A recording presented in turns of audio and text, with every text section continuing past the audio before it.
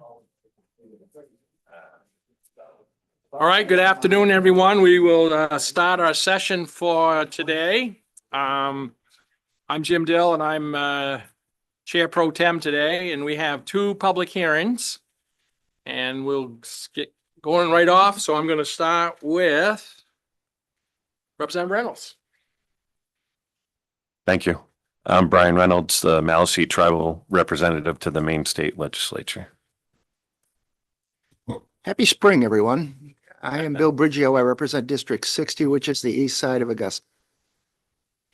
Good afternoon. I'm Senator Stacey Guerin, representing Piscataquis County and part of Penobscot County. Good afternoon. I'm Sally Clucci. I represent House District 52, which includes the communities of Bowdoin, Bodenham, and Richmond. Hello, Representative Mike Lance, District 79, Paris, West Paris, Sumner, and Woodstock. Hello, I'm Representative Parnell Terry. I represent Gorham in District 108. Thank you, Mr. Chair. I'm Jim Thorne. I represent House District 35, which are the towns of Carmel and Herman up in beautiful Penobscot County. Thank you, Mr. Chair. I'm Rick Mason. I represent District 97, which is almost all the folks of Lisbon. And good afternoon again. I'm Jim Dill. I represent House District 26, which is Old Town Bradley and the Penobscot Nation voting district.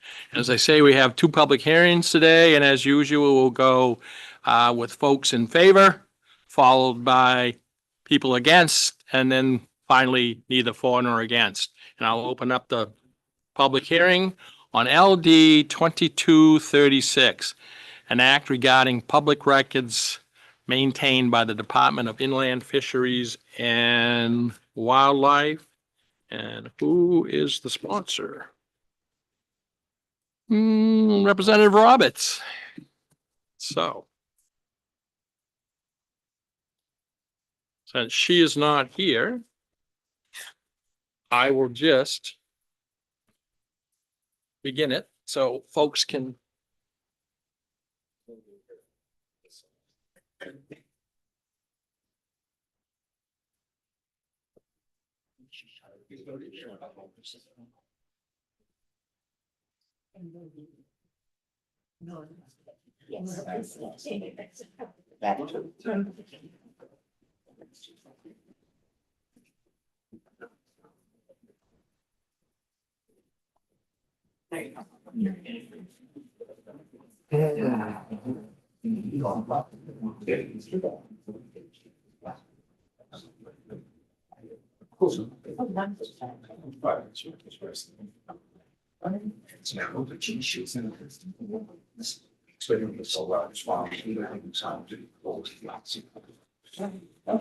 All right, so this is a department bill, and what it is, this bill repeals a provision in the law that allows an applicant for a hunting or fishing license to indicate that the applicant's email address is confidential, and it requires that the information be held confidential by the Department of Inland Fisheries and Wildlife. And here's Tiffany, so.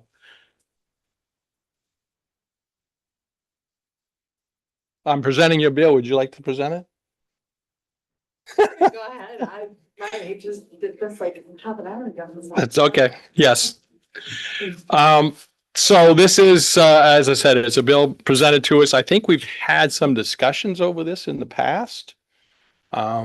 So with that, I think I'm just going to leave it and let whoever from the department get up here and explain it. It'll probably be much easier and much better. So with that. Yes, sir. It is.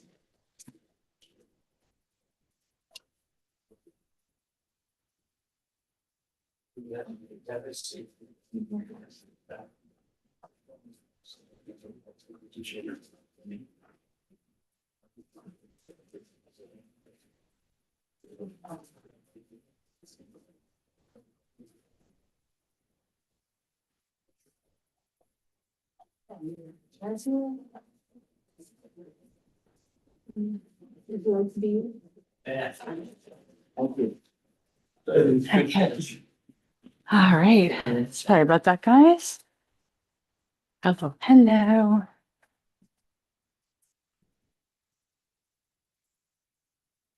Okay. Yeah, Oh, you yep. can go ahead My name's whenever. Crystal Terrio. I'm with the Department of Inland Fisheries and Wildlife and here to speak in favor of LD 2236. Good afternoon, Representative Roberts and members of the Inland Fisheries and Wildlife Committee. I'd like to provide a brief overview of the history of this bill. And as Representative Dill mentioned, there is a history with this. We actually gave a report back earlier in the session, so this isn't the first time you've heard about it. In 2025, during the first regular session of the 132nd Legislature, LD 101, an act regarding public records and fees for requesting public records from the Department of Inland Fisheries and Wildlife, was introduced. It was replaced with a resolve, 2025 Chapter 37, titled Resolve to Convene a Working Group to Examine the Classification of and Access to Public Records Maintained by Certain State Agencies. This resolve required a work group to be formed and a report back to be provided. The working group had 3 meetings during the fall of 2025, during which the group discussed each of the prescribed duties within the resolve. These discussions formed the basis for the report that I summarized for this committee earlier in the session. The purpose of the FOA law was at the center of the discussions, to provide transparency and accountability within government operations and to build public trust.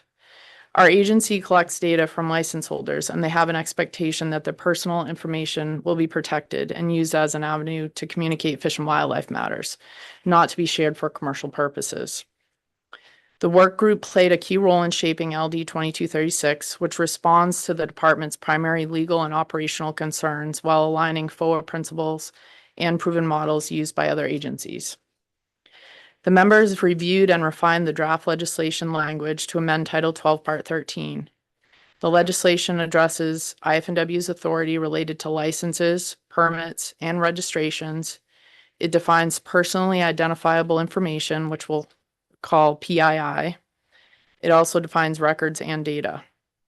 It describes what records or data would be held confidential within public records requests associated with these records. With the bill being drafted so late in the session, we didn't see the draft bill prior to printing. The formatting is significantly different than what was provided by the working group, and there were some omissions, additions, and inconsistencies we found that we feel should be corrected if the committee is supportive of passing the bill. We took the time late last week to provide suggested edits as an amendment to this testimony. So as I go down through the bill, I'd prefer you to look at the bill language itself. I don't want you to be confused with our suggested amendments. But if down the road, if you have questions about the amendments we're suggesting, there is that copy behind the bill with yellow highlighted changes. So I'm going to explain the intent of each section and we'll see if we can get through this, but jump in and ask questions if you have any You're concerns. starting at the beginning. I'm sorry. You're starting at the beginning. I'm starting at the beginning with section 1. So I'm going to go down right by section number. And as I get to locations where we're going to suggest an amendment, I'm going to actually follow the line number and talk about why we are suggesting a change. So section 1 of the bill repeals current law that allows an applicant for a hunting or fishing license to indicate that the applicant's email address is confidential and which requires that information be held confidential by the department. This has been very problematic for the agency to implement. So rather than allowing someone to indicate that they wanted their email address to be confidential, we implemented a policy keeping all emails confidential. We just sort of across the board held them confidential. This new bill proposes to clearly allow the agency to keep all emails confidential. So moving on to section 2, this creates a whole new section of law related to records held by the department and the databases the department contributes to, which hold the department's licenses, permits, registrations, and applications. The bill also defines data, commercial record, a non-commercial record, and personally identifying and identifiable information within a non-commercial record and within a commercial record. Yes. Before we get too deep into it, I just would like to ask for clarification purposes. Doesn't this apply to all departments in the state of Maine? whether it's marine resources, whether it's transportation, whether it's DHHS, doesn't this FOA, Freedom of Access Act law. yeah, you doesn't mean? it apply to the It does. everybody the same? So I'm Yeah. just curious why we're looking at this and wondering if it does mirror exactly what the other departments are doing, or is there variations within the departments as to how they implement this? That's a great question.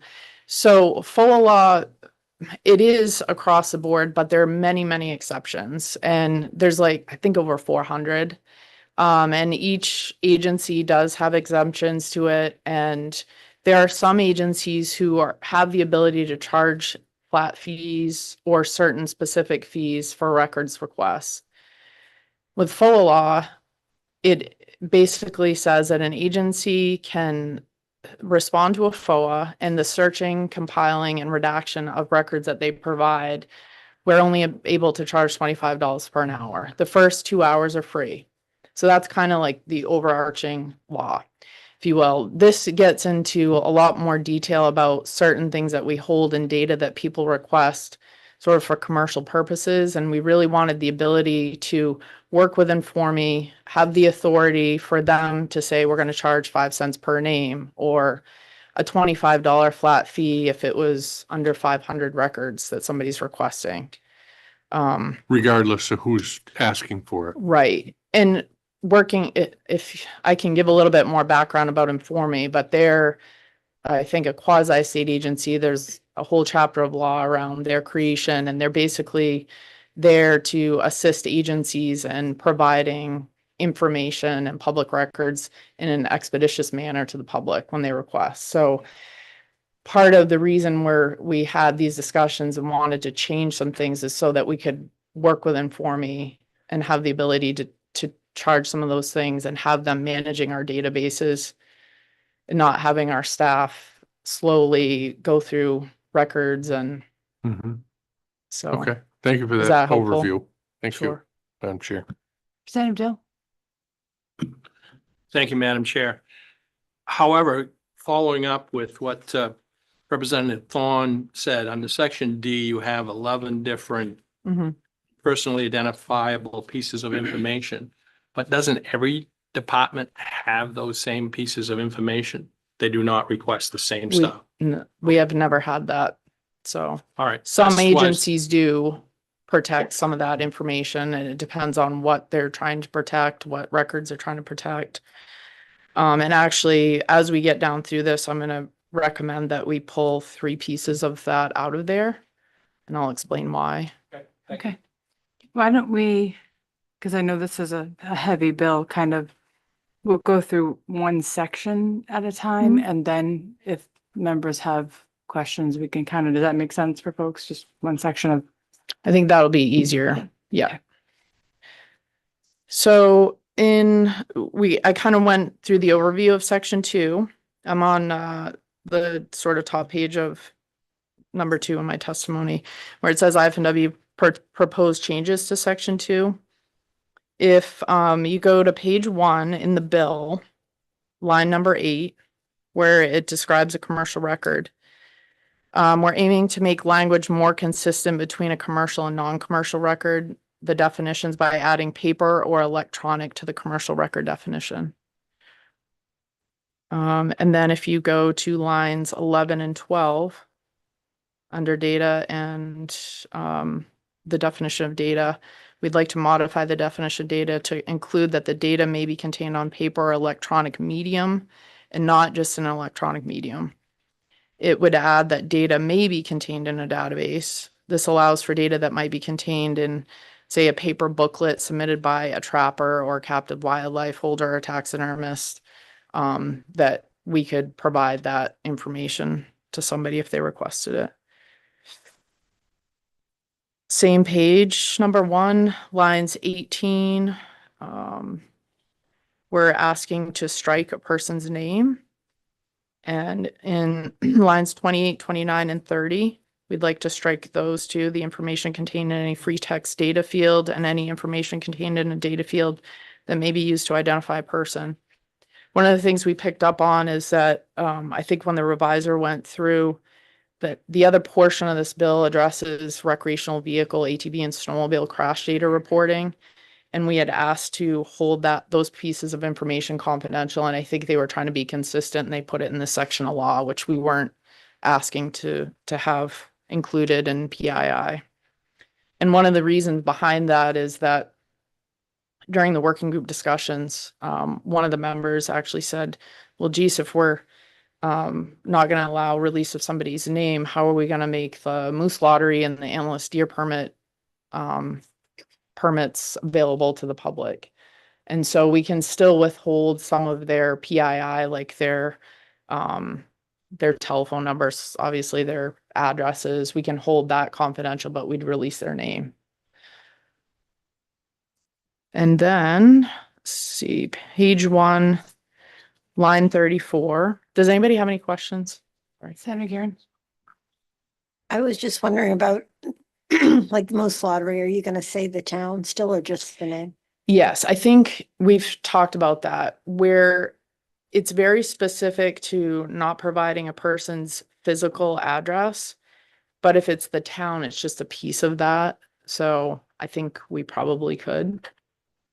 And which is helpful because sometimes there's multiple people with the same names on the list. And so I can help identify which person it is.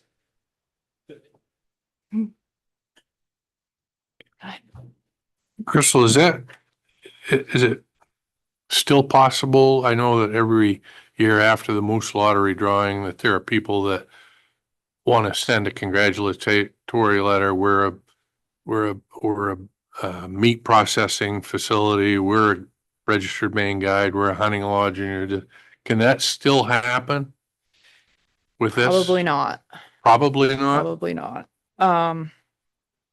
We have some exemptions below. For law enforcement purposes, for fish and wildlife management purposes, for state and federal government entities, or to people who are subject, like they're part of the record, they request a record for themselves. But yes, I know there's a lot of legislators who like to send congratulatory letters when you get your antlerless deer permit or your moose permit. And we wouldn't be releasing a full physical address. Mailing addresses are available. So I guess, yeah. Because I know you struck out a person's name, Mhm. meaning that can still happen. So I just, The one of the wonky things is that a person's physical address is considered PII, but we're saying that a mailing address wouldn't be. Sometimes a physical address is their mailing address. That is from the case for me. It's not always a PO box. So, that might be something we want to address or modify. I see what you did. So, and part of that kind of line of thinking,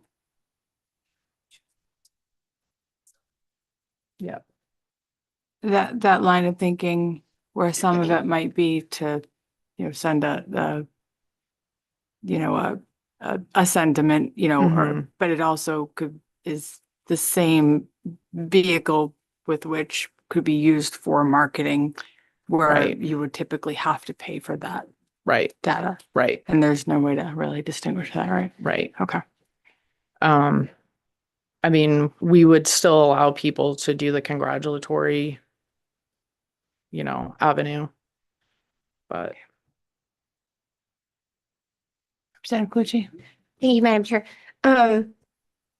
So just sort of trying to parse out, because I'm picking up that there's like sort of this historic celebratory thing Mhm. associated with the moose lottery that maybe makes it so the department might want to treat the information collected for the purposes of the moose lottery differently than they collect information for other purposes. Am I sort of, And antlerless deer permits. Yeah. There may be other examples that I'm not thinking of, and but those are so, the two big ones that people take a lot of interest in trying to get the lists. is that, So I guess I'm curious, have you sort of, has the department thought through, if you're thinking about privacy, sort of weighing the intent to try and protect privacy with the let's not disrupt this like cool thing that sort of we've always done in Maine.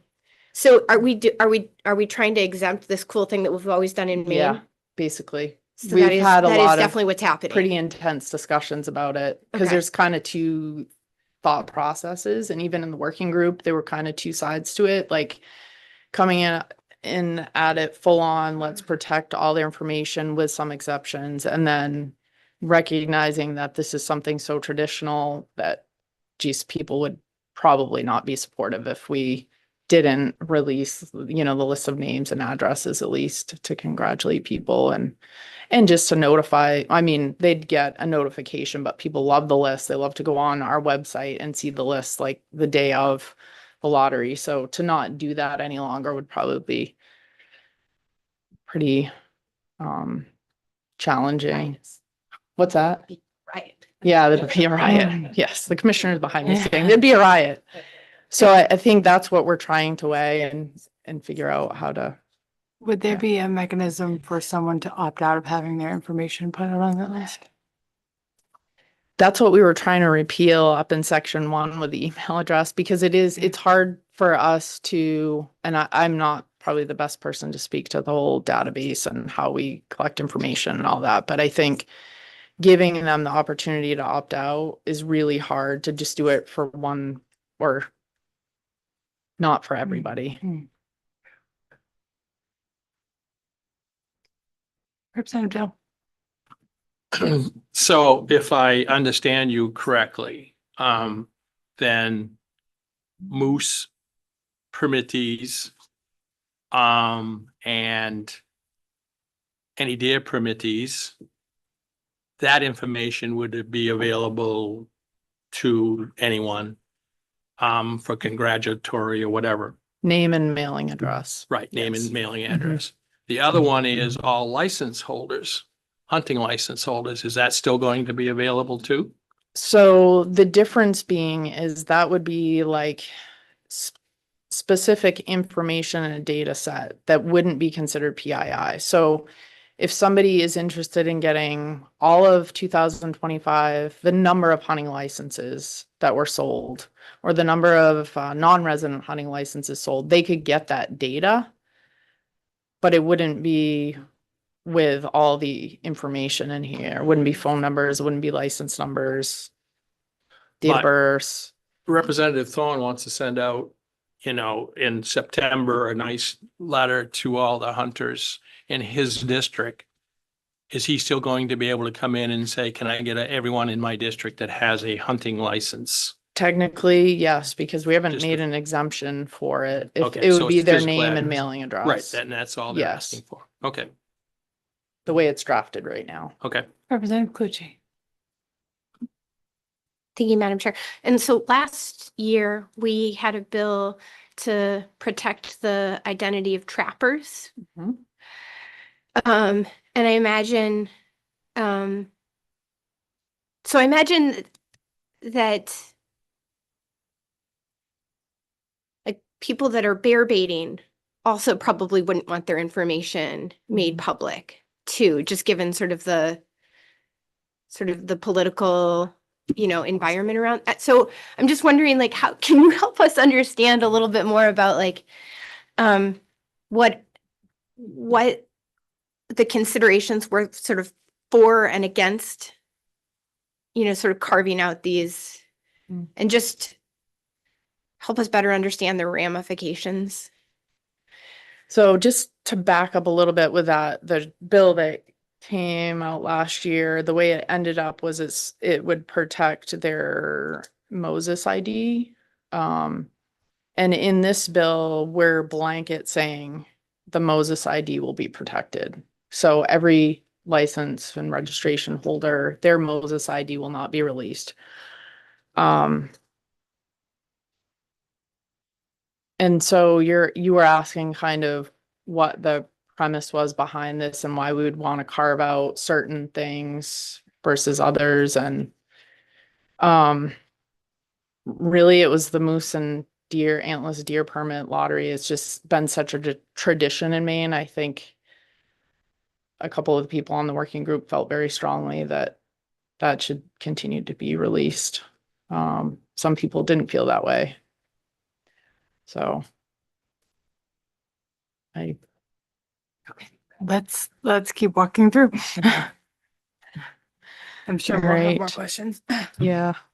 So page 1, line 34, under individual records requests and confidentiality of personally identifiable information records, we just want to add data or to any PII included in any record. Now, if you turn your bill to page 2, we wanted to do a simplification under lines 9. Simplify the language by replacing whole or partial database records within the defined term data. Because data is already defined, we don't need to kind of explain what it is again within the What legislation, if that makes sense. Line 9 and then line 13 through 15. We were asking to pull out whole or partial database records and just put in data.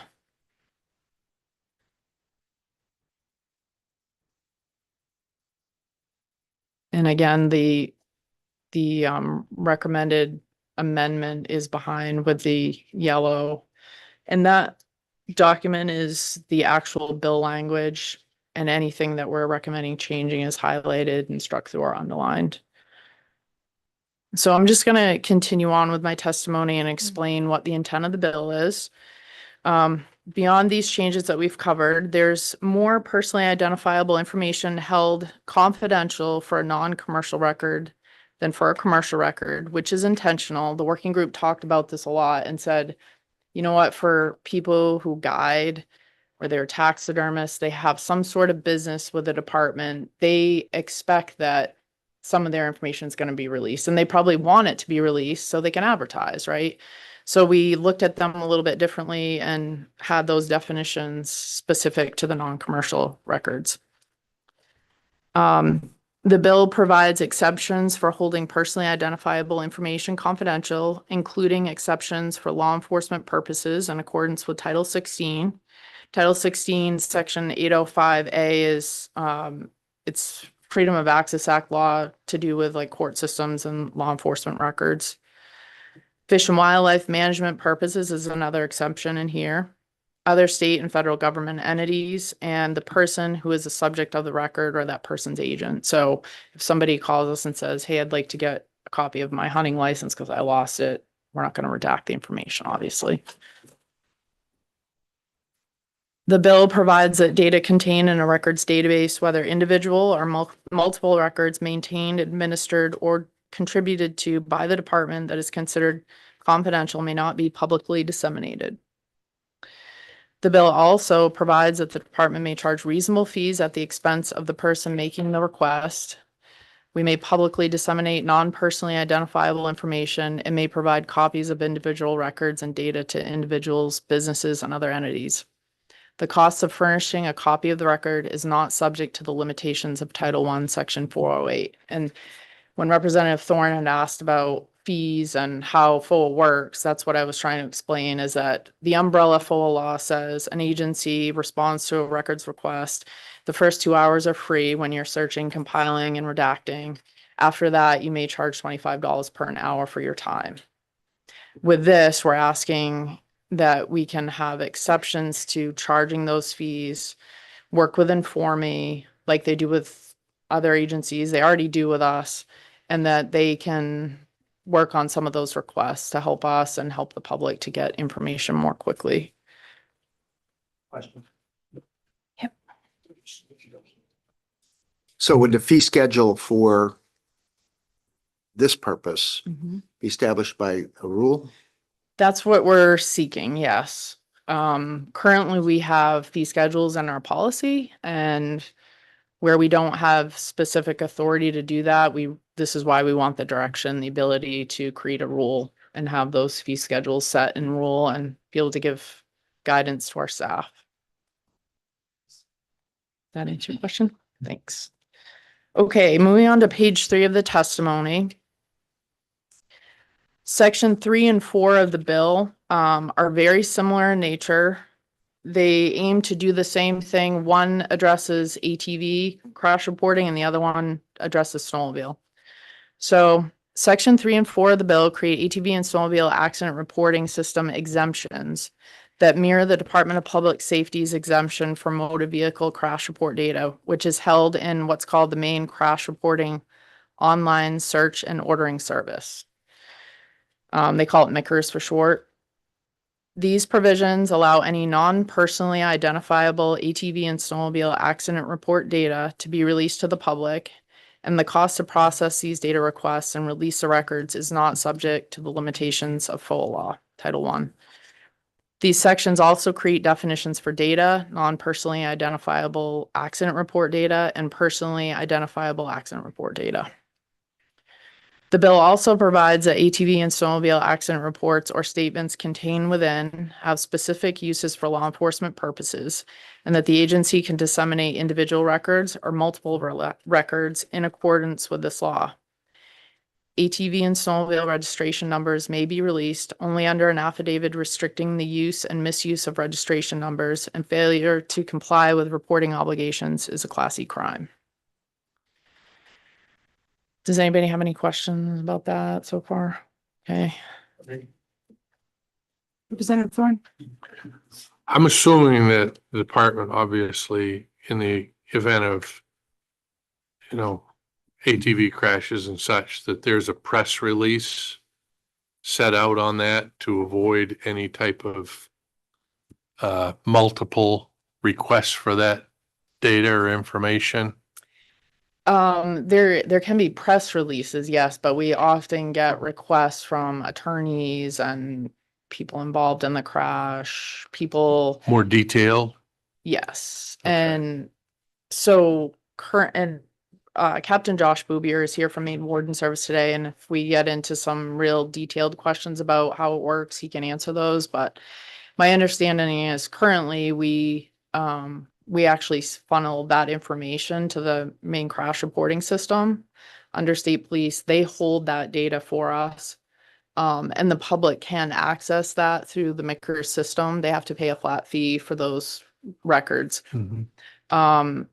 If they reach out to Warden Service directly as a FOA, sometimes they'll release them, give them a copy, or we charge a flat fee for it. Okay.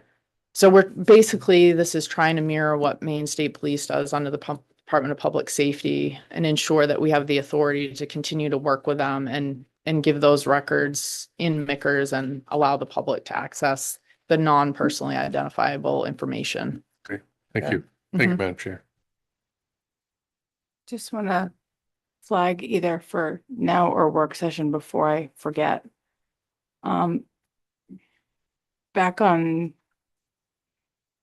the section 2 under line 18, the wanting to strike the person's name. Mhm. I know that this was done kind of with folks from the Right to Know Advisory Committee, and I'm Mhm. wondering if that is actually like standard under personally identifiable information, because I know it can be a combination of any, like if you have a name and a date of birth, it would be very easy to look someone up. Right. So, and I see that it is under, name is under the rest, so I guess flush that out now, later, whatever. Yeah, I think, so we didn't submit the proposal with the name included under that, the whole umbrella of IFMW and all of our licenses and registrations, for the reason we talked about with Moose Lottery and stuff. The way the Title 29A describes our crash reporting data and what they can release and give to Inform Me includes the name. So we're assuming the revisor's office took what we put under the ETV and snowmobile section and kind of mirrored that in the rest of it, but I don't know that for sure. Okay, I'm sure we can That find out. that was different than what we submitted, and we didn't have an opportunity to reflect on that or talk to them about it, so. Okay. So let's see. back to, so page 3 of my testimony, we're on the last page, and our proposed changes to section 3. So we'll go down through the snowmobile accident report data. Line 1, which is definitions, we want to remove section, let's see, it doesn't look right. Line 1. Oh, yes, okay. Remove section 13106-C. The reason being is it doesn't have a relevant action by the warden service colonel.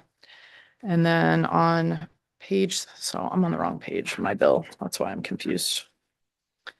Page 3, lines 26 and 27. Remove the sentence because it isn't needed. There's already 2 violations established that cover the notification requirement under 13106B and 13106D, which is under snowmobile law. And then these sections will have to be reordered. So You say. Does that make sense? 26 and 27 or 36 and 27? 26 and 27. So paragraph 5A, we'd strike out is required to make a report pursuant to and knowingly fails to do so within the time required. We already have statute that covers that and violations.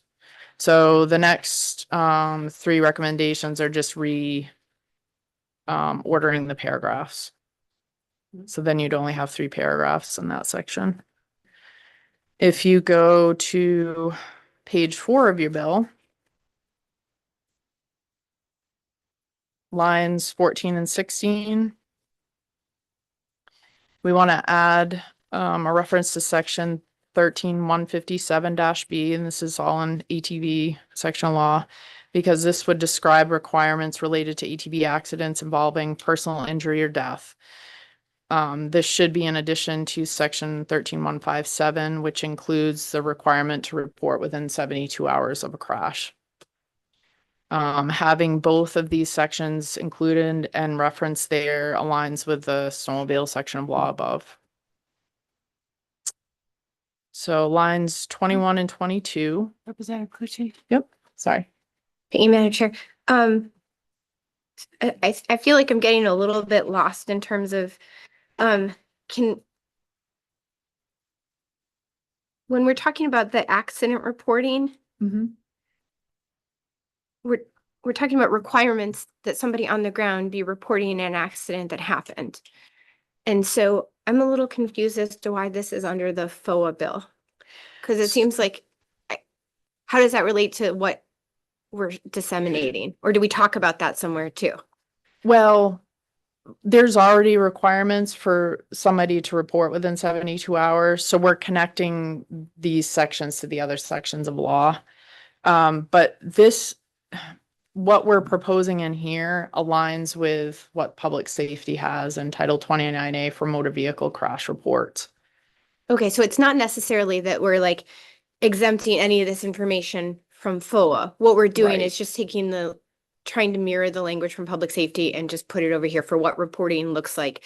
But That's it's still correct. separate. And it's just because this was discovered during the process of having these discussions.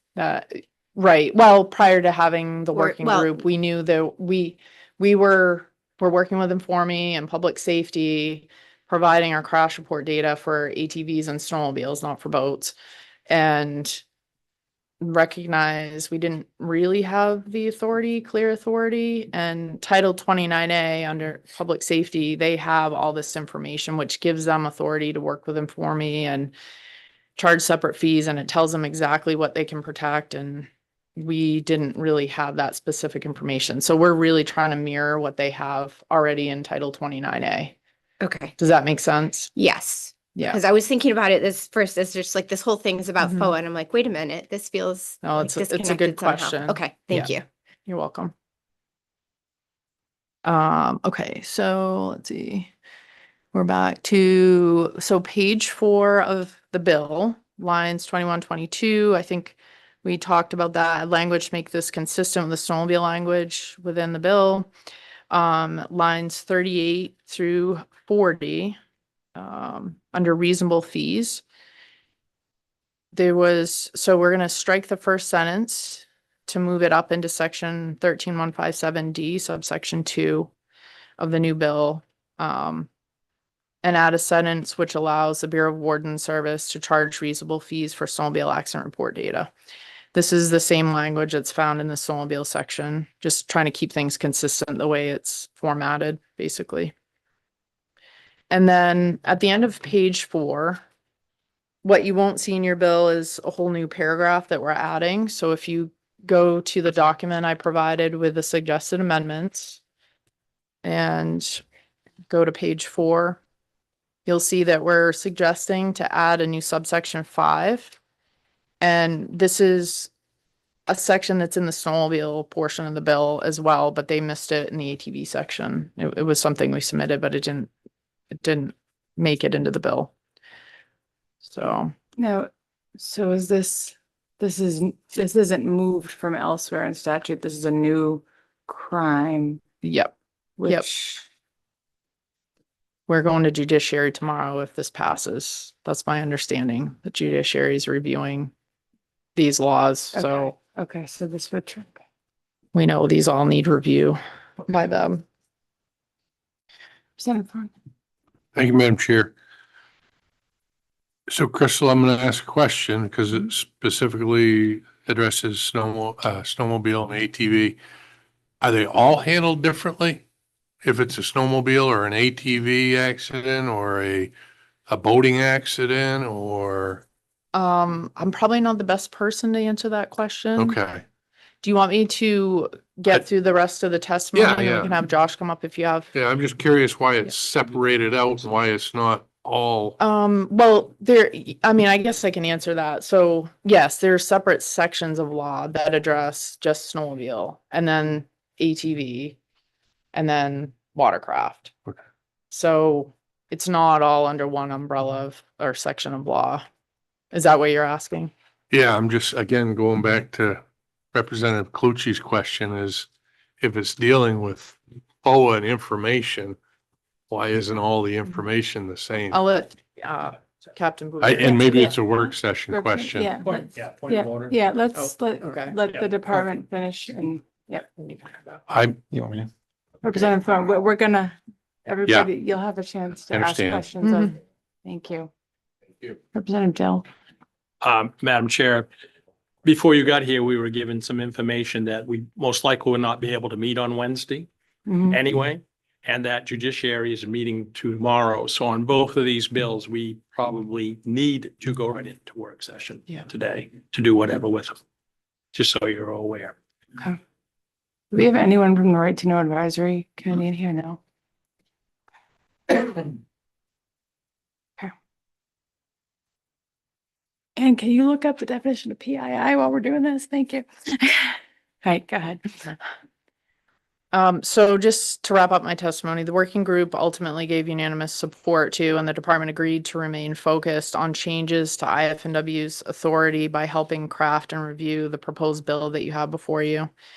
In short, it kind of does the following, just to kind of give an overview. It strengthens privacy protections around personally identifiable information that are contained in hunting, fishing, trapping, and recreational vehicle licensing systems and recreational vehicle accident reports.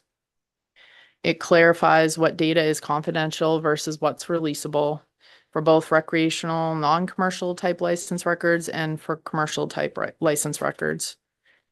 It expands ease of access to non-identifiable statistical data by allowing Informe and IFNW clear authority to charge a requester from the public reasonable fees for more expeditious access to IFNW records held within a database while preventing the public release or misuse of personally identifiable information. And obviously we support the bill. Any I other appreciate everybody's questions for the interest. Department right now? Representative Clucci? Thank you, Madam Chair. Crystal, can we just come back real quick to section 2? This is where we were talking about, where, so I just want to make sure I understand. So by striking, I guess how would I take this to know that you can still get the names and mailing addresses for the deer hunt and the, or for the deer lottery and the moose lottery. So if you, let's see. So if you go to page 2, subsection 3, disclosure of data not personally identifiable. Yep. The department may publicly disseminate data that is not personally identifiable information and may provide to a person's business or other entities copies of individual records and data that don't contain personally identifiable information. So as long as it doesn't hold that whole list of things 2 through 9, or we redact that information, we can release it. And so that's one of the things Informe does. They'll work with us and create fields, if you will, that can be releasable. So they extract all the PII on the back end. So when they're releasing a whole data set or a partial data set, none of that information is given. And we're not like, literally many times I work with staff and we have to photocopy hundreds of records, paper records.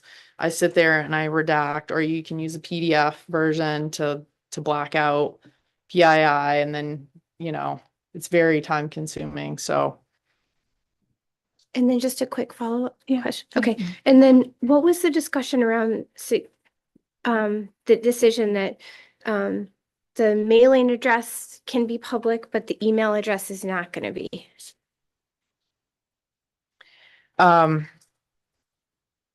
I'm just looking down through here to see if there's anything specific that says mailing. So because it's not listed, the mailing address is not listed, it's Oh, releasable. it's not listed in here. Right. Oh, But the interesting. physical Okay. address is listed. But if that's their mailing address, then I suppose you could release it. Okay, thanks. Sure. But people would have to know to ask those questions. Because I'm imagining this going to judiciary and them not really sort of having an appreciation for the sort of the traditional reasons why we do this, and yeah. Just, Mhm. I would They help. might be more black and white. in Yeah, I their- would work on trying to make sure that you're communicating clearly to them sort of what this is and isn't, just so that they have a understanding. Yeah, that's a good suggestion. Um, Thank you. Because they're very serious about this. Yes. Is that to me? No, okay. Did you, I just wanted to make sure, Captain Bouvier is available if you wanted to ask any Right. quick clarification on. Work session. Yeah. Yeah. Just to clarify, knowing with Representative Dill's extra context here, upon just a quick search of PII and what the definition is, it can vary, but under direct identifiers that uniquely identify a person, such as full name, mailing address, email address, social security number, etc. It's looking like this is it is a definition. Would there be a way? I have some ideas of how we could possibly get around this in our time constraints, but would there be a way for people, when if they, get their permit or whatever for the letters, to be able to just check a box and say, yes, I'm good with getting a letter? Potentially. Okay. I don't know. Okay. Really, All I right. mean, it would take some work, I think, but I don't know. Yeah, it might be a good work session question. So Okay. we do have our licensing director here and she would have a Okay. better understanding of how that would be implemented. Okay. Any other questions?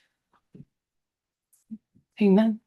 Okay, I'm Thank sure you. we'll see you soon. All right. So anyone else, do we have anyone else looking to testify in favor today? In opposition? Neither for nor against? Zoom land? No? Okay. Well, having heard all testimony, we will now close that public hearing.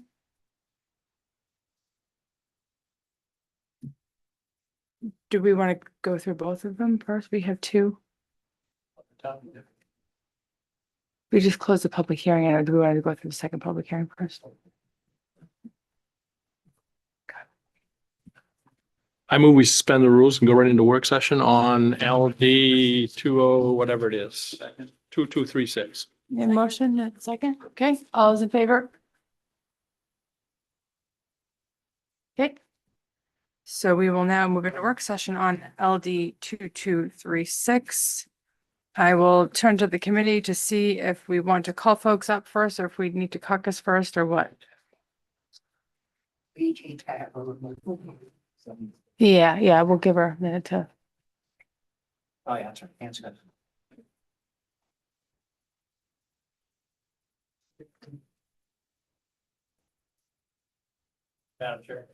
Mhm.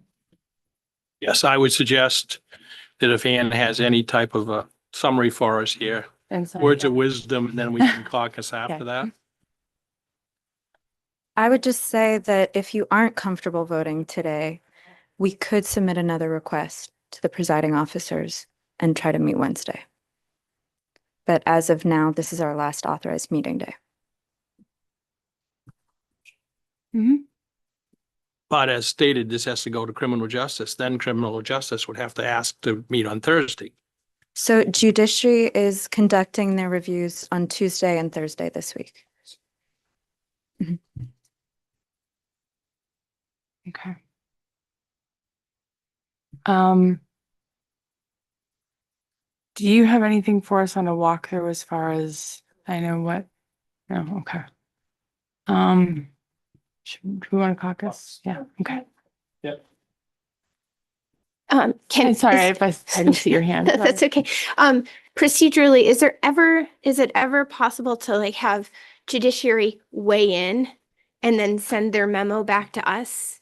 So that we can then consider that as part of the work session before we vote the bill? Because I know that recently they sent transportation a memo on a bill that they had passed. And then transportation, I think, had to, during language review, try and work on sort of reworking the bill and amending the language to incorporate some of their feedback. So I'm just wondering if it's possible to do it that way rather than having to. That would be a different situation because in that instance, the committee had already voted, which is why it went to judish. So I don't know if you didn't take a vote, that would be possible, but if you go into caucus now, I can go and check. But before we caucus, would it make sense to get the rest of the story, as Paul Harvey would say, from the captain and the director of licensing so that we have that information to noodle as well?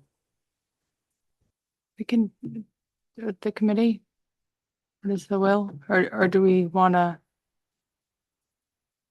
caucus first and chat and figure out how we might want to proceed forward?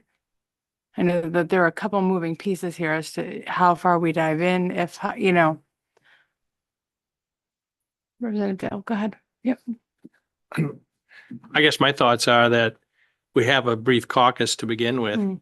so we can figure out as groups to come back and what do we want to ask of Yeah. the individuals, rather than having them come up and they spin their wheels, we spin our wheels. Mm. Maybe we can have some very specific questions Yeah, if we caucus for, 15, 20 minutes or something. let's do that. Back at Yeah, 2:15. let's do, 2:15 sounds good, and just, I tell folks that we need to look at kind of what some of the substantive changes are in the amendment and proposed amendment, and how that would play out, timing at all. Right, so we'll be back at 2:15.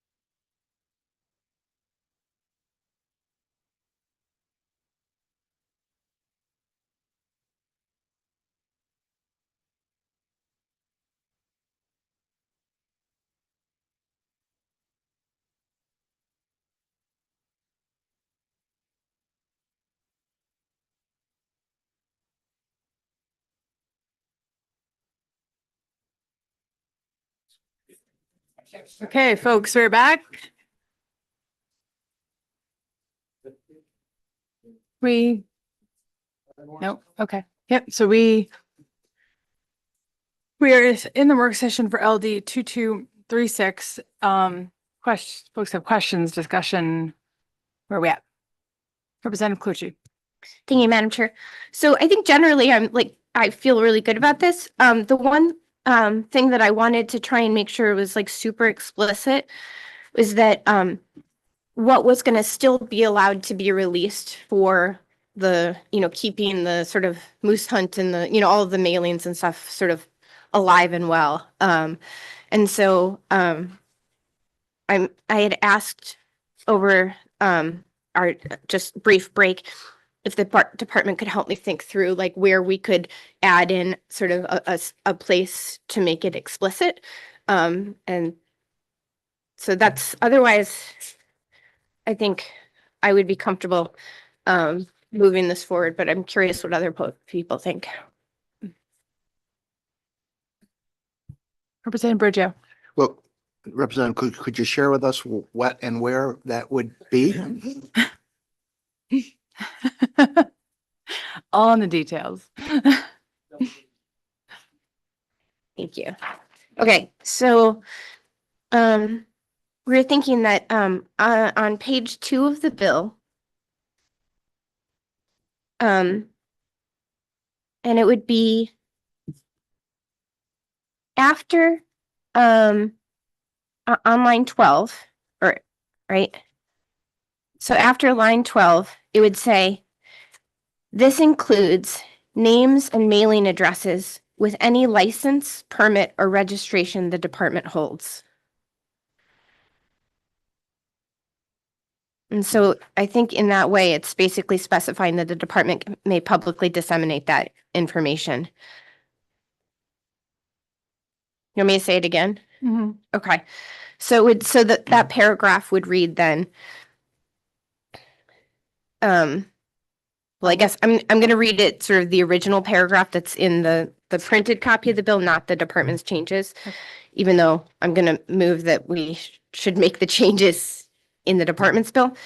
But actually, let's do that. Sorry. Let's go to the draft that they provided here, that includes the yellow highlights of what Crystal recommended changing. Mhm. And so then in that case, where we would go is on. Let me just make sure everybody have that. Yep. Okay, I want to So make sure we're all reading off the same thing. Yeah, so we'd go to page 2 of the bill, and it would be after line 11. So section 3 here would read as followed. The department may publicly disseminate data that is not personally identifiable information and may provide to persons, businesses, and other entities copies of individual records and data that do not contain personally identifiable information. This includes names and mailing addresses with any license, permit, or registration the department holds.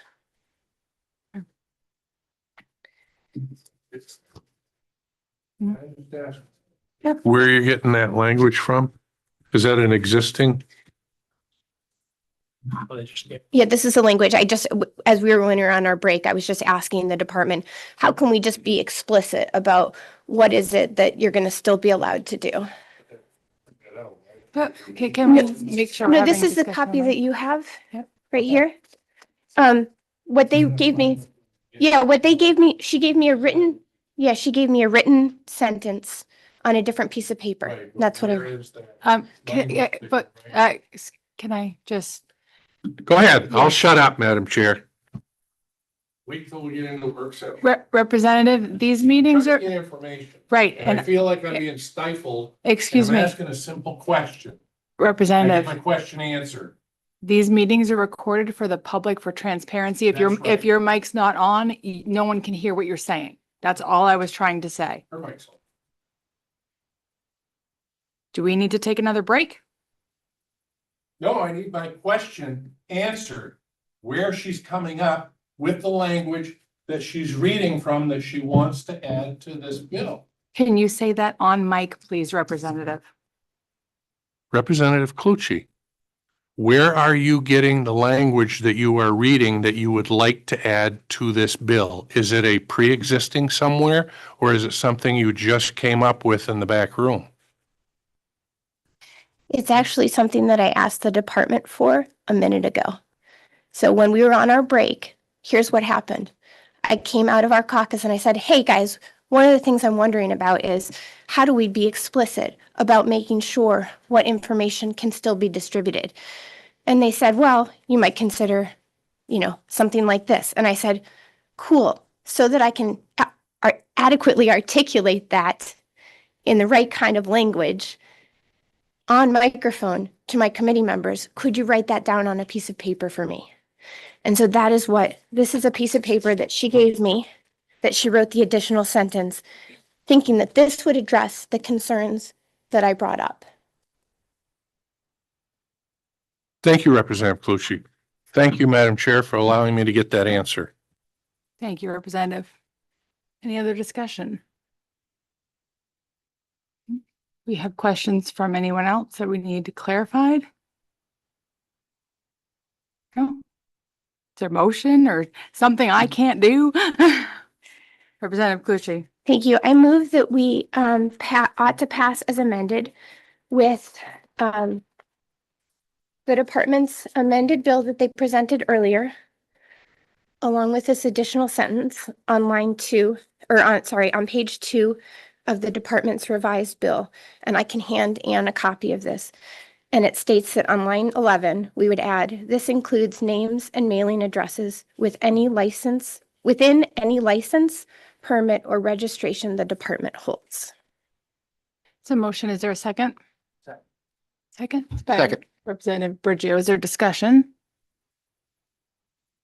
What I will just let folks know on mic, is that we have been in touch with, upstairs, and in order to make sure that we're doing this in a way that we don't end up having to come back language review much later, my intent would be to send this with a majority report today up to judiciary. We will be allowed to meet on Wednesday, should there be any issues. So if there's a divided report, it is because we need to have a majority go up with these changes for review, but also have the opportunity to be able to make any changes that we need to if it comes back.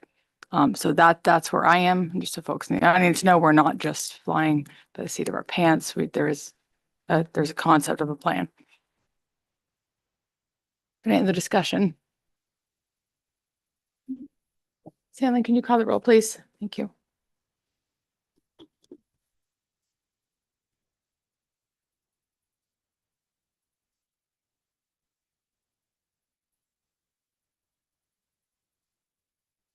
For the motion ought to pass as amended, how do you vote, Representative Clucci? Yes. Representative Clucci voting yes. Representative Lance? No. Representative Lance voting no. Representative Terry? Yes. Representative Terry voting yes. Representative Thorne? Nay. Representative Thorne voting nay. Representative Dill? Yes. Representative Dill voting yes. Representative Mason? No. Representative Mason voting no. Senator Guerin? Yes. Senator Guerin voting yes. Representative Bridgio? Yes. Representative Bridgio voting yes. Representative Reynolds? Yes. Representative Reynolds voting yes, and Representative Roberts? Yes. Representative Roberts voting yes. 6, 7 in favor, and a minority report? Minority report on the nose.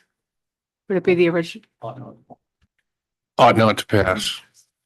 Is that Is that, Lance as well? Representative Lance? It ought not to pass as well. Okay, thank you. Okay, and then members have how long to, it's 24 We are hours? now at 24. 24 hours, okay. Yeah. All right. Okay, and with that, we will close that work session, and I would anticipate, folks, that we would be meeting on Wednesday for this.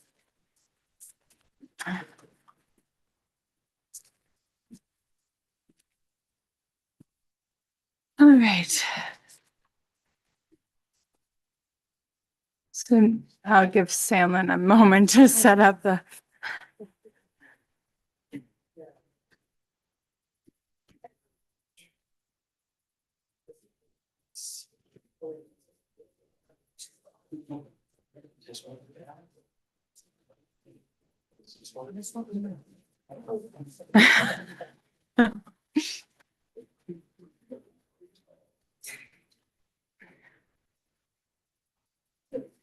All right. You're all set. So now we are going to open up the public hearing for LD 2240. Resolve regarding, I'm not going to read that all. Legislative, it's major substantive rules, right?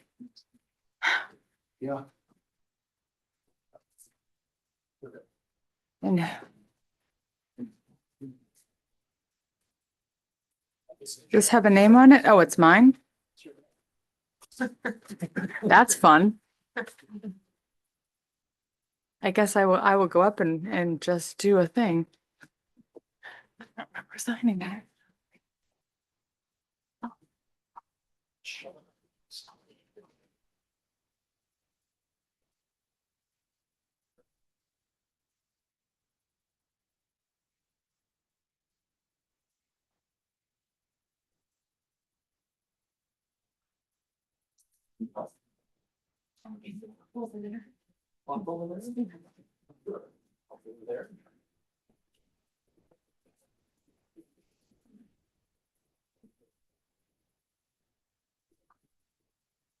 Here, Bob. All right, so we will open up the public hearing on LD 2240 and Representative Roberts. This is yours. Thank you, Representative Dill. I have Representative Gramlich's testimony here, but basically LD 2240 is resolved regarding legislative review of Chapter 10, significant wildlife habitat, a late filed major substantive rule of the Department of Inland Fisheries and Wildlife. It looks like this went somewhere else and then it came back to us.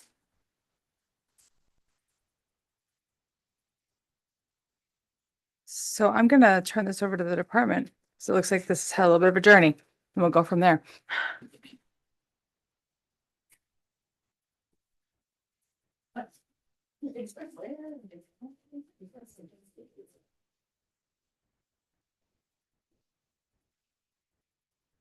I feel bad, even though it was your last one was yours too, so. Hello. Hello. Good afternoon, Representative Roberts and members of the Inland Fisheries and Wildlife Committee. I'm Philip Demenadier, the Wildlife Diversity Program Manager, also known as the Non-Game and Endangered Species Program at the Department of Inland Fisheries and Wildlife. And I'm speaking today on behalf of the department in support of LD 2240. This resolve provides for legislative review of Chapter 10, Significant Wildlife Habitat, which is a major substantive rule of the department that has been amended to reflect recent statutory changes concerning significant wildlife habitat. Specifically, Public Law 2023, Chapter 156, expanded the definition of significant wildlife habitat to include habitat for state endangered and state threatened species.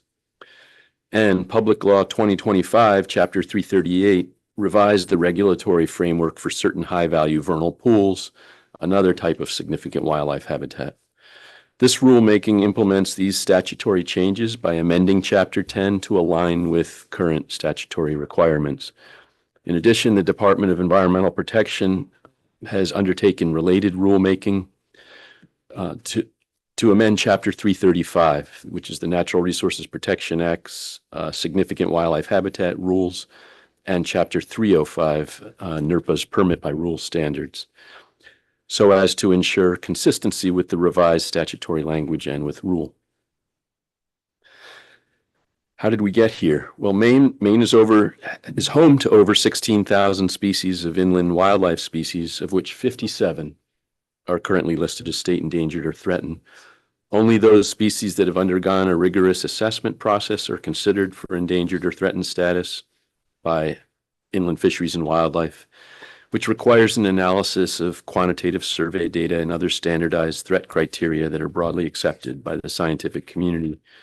Additionally, Maine is one of the few states that requires legislative approval before this committee for the designation of any inland fish and wildlife as endangered or threatened. By definition, most endangered and threatened species are rare, often occupying only small patches of specialized habitat which in turn only cover a small proportion of land area in the state, less than 1% based on recent estimates. Some of the state's listed species are well known to you probably, such as the peregrine falcon and Atlantic puffin, while others are more cryptic, such as the spotted turtle and Hessel's hairstreak butterfly. All of Maine's endangered and threatened species are part of the state's natural heritage and serve important roles in our natural ecosystems. Maine's endangered and threatened species face a variety of threats to their existence, including pollution, disease, predation, illegal collection, and climate change. Among these, the most important threat affecting the greatest number of species is habitat loss and fragmentation, usually due to residential and commercial development. With regards to this latter threat, passage of Public Law 2023, Chapter 156 helped close a regulatory gap in the environmental review process by directing interagency consultation between DEP and IF&W during active NERPA permit reviews, thereby permitting IF&W species specialists to offer recommendations, when warranted, for avoiding and minimizing impacts to state-listed species. Significant vernal pools, a wetland type that hosts specialized wildlife, including some that are also state endangered and state threatened, are also vulnerable to habitat loss and fragmentation. Passage of Public Law 2025, Chapter 338, improved protections for significant vernal pools, primarily by defining a significant vernal pool protection zone and by extending protections to portions of significant vernal pool habitat that intersect property boundaries.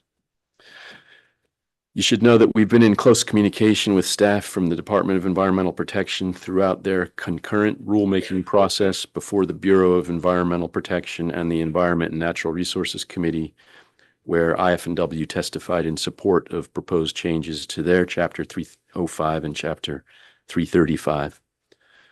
Amending Chapter 10 as proposed here brings inland fisheries and wildlife and DEP rules pertaining to significant wildlife habitat into alignment as required by statute. Finally, it might be helpful to know that during a February 2026 meeting of our advisory council, the 9 council members in attendance voted unanimously to adopt the proposed changes herein to Chapter 10. Thank you. I'd be glad to answer any questions now or during the work session. Representative Lance and Representative Mason. Thank you, Madam Chair. Thank you for your testimony, sir. I've been out of the classroom for a couple of years. Maybe you can help me out. The 57 that are listed as endangered or threatened, is that number trending up or down lately in the last 4 or 5 years? It's trending up. It's trending up. Yeah. Has anything come off the list?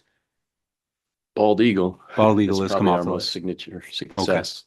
There are some species that, quite honestly, probably won't ever come off the list, but by not going extinct, that's already a success. By being on the list and getting the attention they need, we've stopped the decline.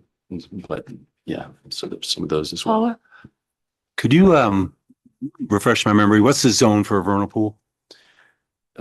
There's a 250-foot terrestrial habitat zone within which it's not a red line, it's not a no development zone. It's an area within which DEP and IF&W consult on appropriate buffers and performance measures for development. Yeah. Representative Mason. Thank you, Madam Chair. You got a line in here on the back page of your testimony. Thank you for being here, by the way. It says significant vernal pool protection zone, and by extending protections, what exactly do you mean by extending? So yeah, this put your finger on a little bit of a challenging issue to explain, but I'll do my best. So the way the rules are currently, before these statutory requirements for change were written, the protect that 250 flagging zone for development consultation ended at the property line of an abutter. So in those unusual cases, and it's usually unusual that because 250 is not much, most of the time it's fully contained on one landowner's property. Mm-hmm. But in a minority of cases, that 250 will drape onto an adjoining property. In the previous rules, all performance standards for protecting that zone around the pool ended at the property line for the property owner that had the depression of the pool itself. This would maintain protections in the entire 250 foot zone. So it would extend onto Yep. the abutting property. That's if right. This was to go through. Right. Thank you. And I mean, just as a little bit of context, I can't honestly think, and we do have a DEP policy analyst here who could correct me if I'm wrong, but I can't think of another protected natural resource in the state of Maine that's regulated by DEP that does stop at a property line. So this was really quite exceptional, the vernal pool situation, until this small law. So just for clarification, so again, I think I asked this, but so this is going to spill onto somebody else's property if this goes through? If the pool is mapped as significant, which is a subset of the vernal pools on the landscape, about 20 to 25% of them, then those standards would pertain to both landowners. Yep. Thank you. Representative Thorne. Clarifying question, if I'm allowed? Absolutely. Thank you, Madam Chair. These 57 species, are these all federally? It didn't specify federally or state of Maine or, Yeah, the rule does specify, but it's a fair question because there's a lot of lists out there. But the rule does specify that it's only state threatened and state endangered species under the purview of Title 12, which is the tool within which we come to you as the IF&W committee whenever we want to add, delete, or modify the list. We need approval from this committee. And that's codified in Title 12.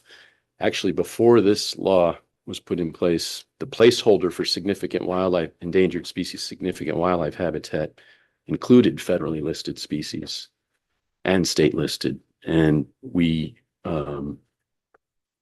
well, that was removed. It now only pertains as a result of this law to state listed species. There's no nexus for automatically including federally listed species as a result of this. thank you. And I have another question. I can either wait until others have had a chance to ask or ask my question now. Is it a follow-up to this one or? No, Go it's a ahead. separate Go question. ahead. My question is reference to Representative Mason's question of the zone, 250 feet. And I know that, when we talk about land use regulation, they talk about the high water mark is where everything is measured from. Where is that 250 foot boundary started when we talk about a 250 foot radius around it? How is that measured? Indeed, it is from the high, it's written in rule in chapter 335 as the high water mark of the pool depression. But it's actually a really good question, and particularly in the case of vernal pools, because unlike a lake or a pond or a stream that doesn't fluctuate very much, vernal pools fluctuate a lot. That's what From makes year to them, year? yeah, well, Yeah. just within a year.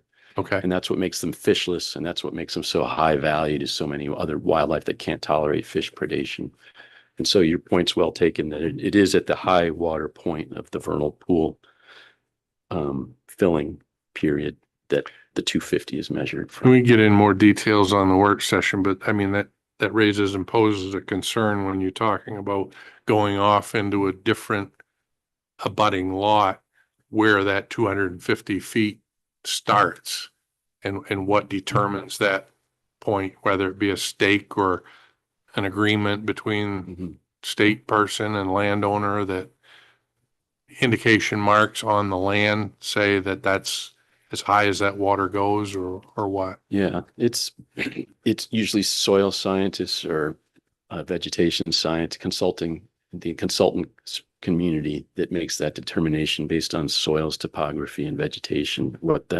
And they don't need the water to be there to be able to tell you, well, it gets to this point over here, because they put those three parameters together and there's a science behind it. Yeah. Senator Karen. Thank you, Madam Chair. Thanks for being here today.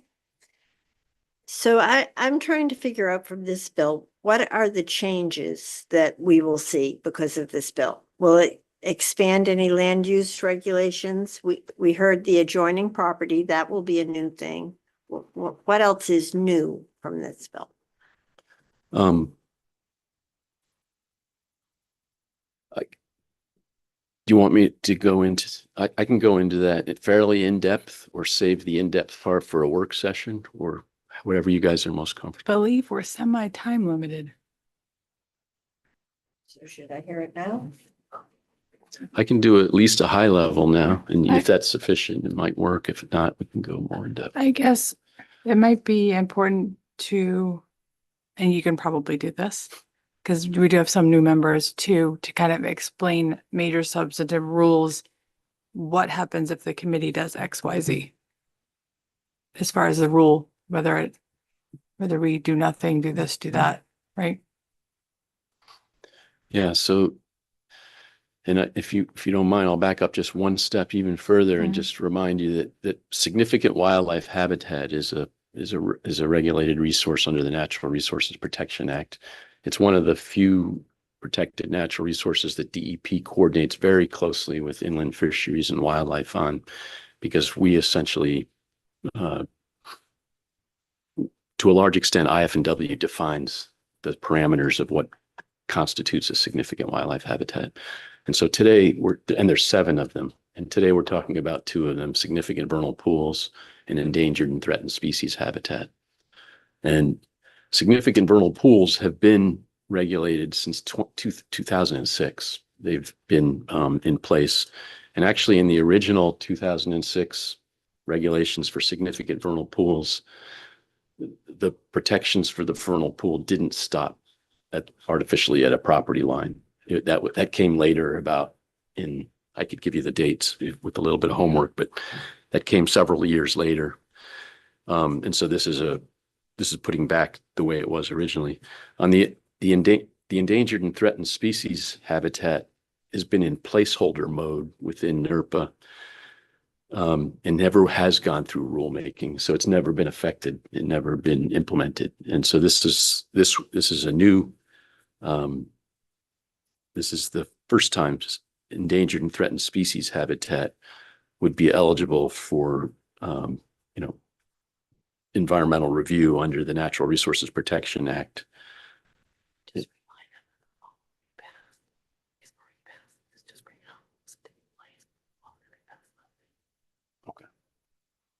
Yeah, Commissioner Camuso just reminded me to back up even further, which is a good point, in that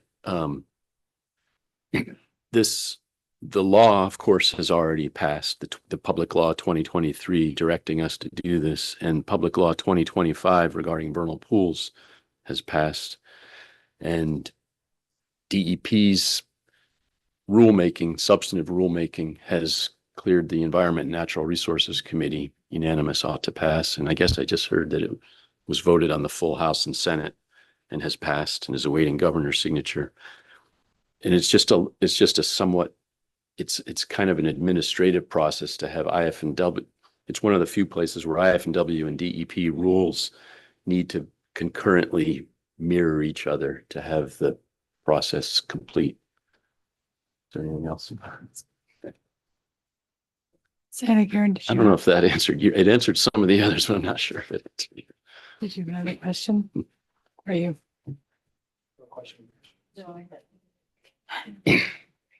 Representative Dill. What happens if the rules don't mirror each other? Right now, with the emergency enactment of DEP's passage with the governor's signature, I believe it would be 90 days after that, or after the closure of after the House Senate vote. But right, but only if the IF&W rules were also in place. We have to have them both in alignment, I believe, to have Chapter 335 be able to implement this statute. So if the DEP bill were to pass as it is, the governor signs it or whatever, and then for whatever reason it didn't pass in here, then the whole thing stays where it is, that it stops at the line. You a want to answer neighbor's that? line or whatever on the 250 feet. Yeah, we'll get into that in the work Okay. session, Yeah. but one other question Sure. while I have the floor. When you talk about state, and I'll go with threatened species. Since we picked, or it's been picked that it's a state threatened species, that species could be very, well, fairly common 3 states south of us or something. It just may be that we're the northernmost end of its range, and that's why it's threatened. Is that correct? That is correct. There Yeah. are some species in that category. There's a lot that are not, that Right. are just. But I understand that, but Yeah. some of them are that way. Okay, correct. thank you. Representative Lance. Thank you. Just a quick one. Vernal pool by definition must be dry part of the year. Is that true or false? It's close to true. They need to dry every year or every few years. Okay. So even semi-permanent pools function as vernal pools because they don't hold water long enough for fish to persist with viable populations. Thank you. Other questions? Thank you. Is there anyone else wishing to testify in favor of 2240? Or in opposition? Oh, wait, that.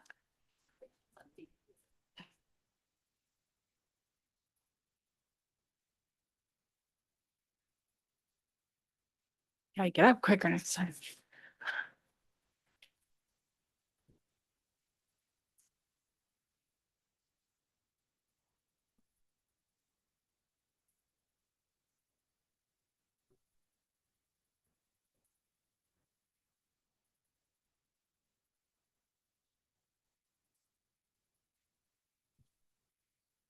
Awesome.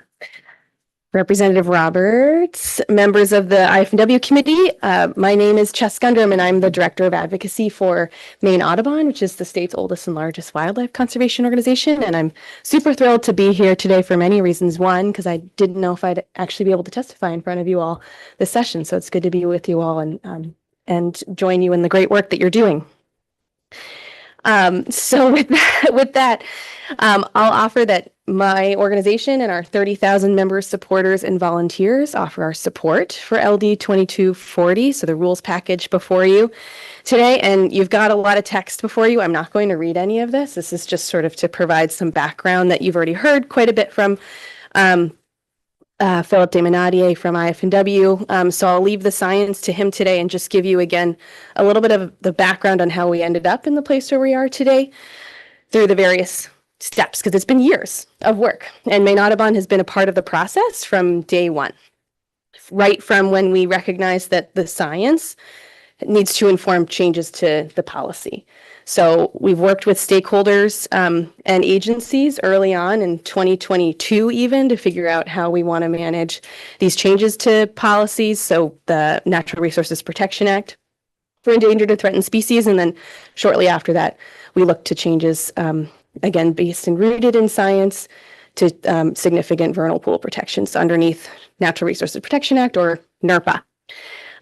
So all of that was worked out in a very balanced approach. So from the very start, agencies and stakeholders wanted to make sure that whatever changes we were making to NERPA, again, informed by science, were done in a way that would not unduly burden the regulated community. And we did that. And we did it quite well, and hats off to both agencies for working quite hard to make that possible. And you see that represented throughout both of the enabling legislation that brought us to this point, because there was so little to even no opposition throughout the entire process. So you just heard most recently the rules package before the Board of Environmental Protection that DEP managed had no opposition to the rules before you submitted or in the public hearing itself, and then same to the IFW Advisory Council. And again, that really demonstrates how much upfront work went into making sure that whatever changes we were making to NERPA to better protect vernal pools, those sensitive habitats, and our imperiled species, and for endangered and threatened species here in Maine, were done in a really thoughtful, pragmatic, inclusive, collaborative way. So really just want to drive those points forward here. So we're in It's. I yeah, have it's- unlimited time. Well, it's been stuck there. So Okay, excellent. I I would can ask wrap- you to wrap up. That's It's fair not enough. functioning properly. Thank you, Representative Roberts. See, there we go. Okay, I'll close, no problem. I'll close by just saying again, this is the final step in the chapter of years of work that has taken place among a diverse organizations and agencies. And we're really proud of the work that we've done. And I'm grateful to all of you to think this through in this moment and help us put the final stamp here. So I'm happy to answer questions about the process or do my best with the science that's informed these changes. But thank you for a little bit of extra time, Representative Roberts, and to everyone who's been a part of this collaboration. Representative Lance. Thank you, Madam Chair. Thank you for your testimony. How many of the 57 are actually closely associated with those vernal pools, would you say? That's a great question.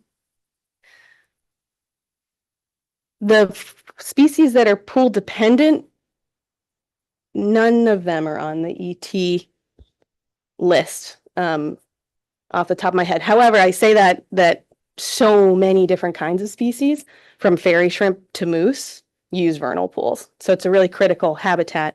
But off the top of my head, there aren't any pool dependent species. And please let Director Demonadier correct me if I'm wrong, that are endangered or threatened.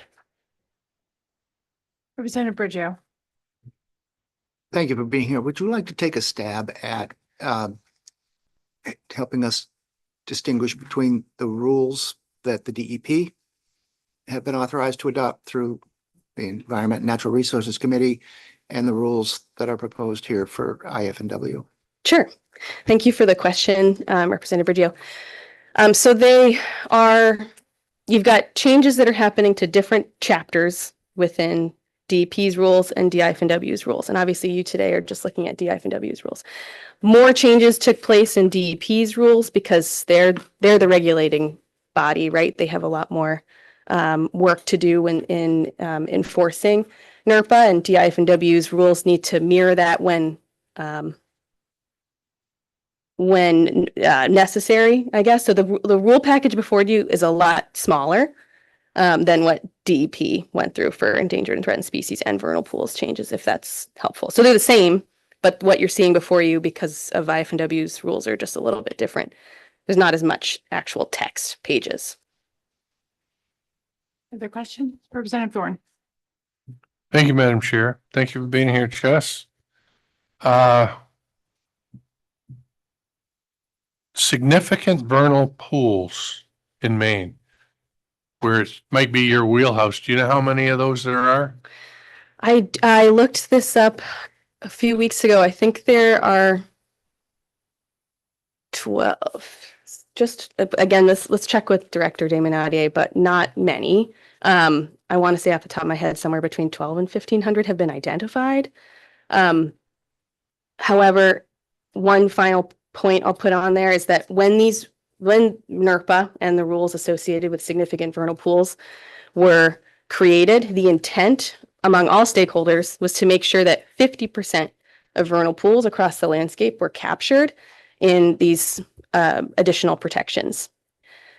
We now know, based on a lot of the data that DIF&W has captured, that we're actually only protecting at this level 20% of pools. So we're talking about a fraction of the vernal pools on the landscape. Whatever's being protected here are the sort of a cream of the crop vernal pools, or the most productive, most important to sustaining species that are pool dependent. So it's not all of them, certainly not. It's only those that are really, really high quality, if you will.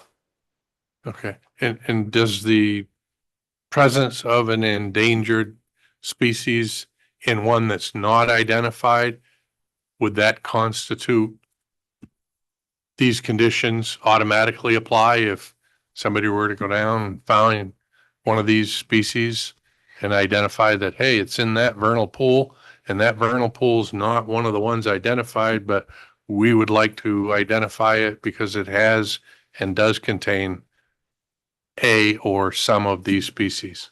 Exactly. So from just the top of my head, and again, this is where IF&W can jump in and confirm, there are a few mechanisms that trigger whether or not a vernal pool is significant and then protected by NERPA.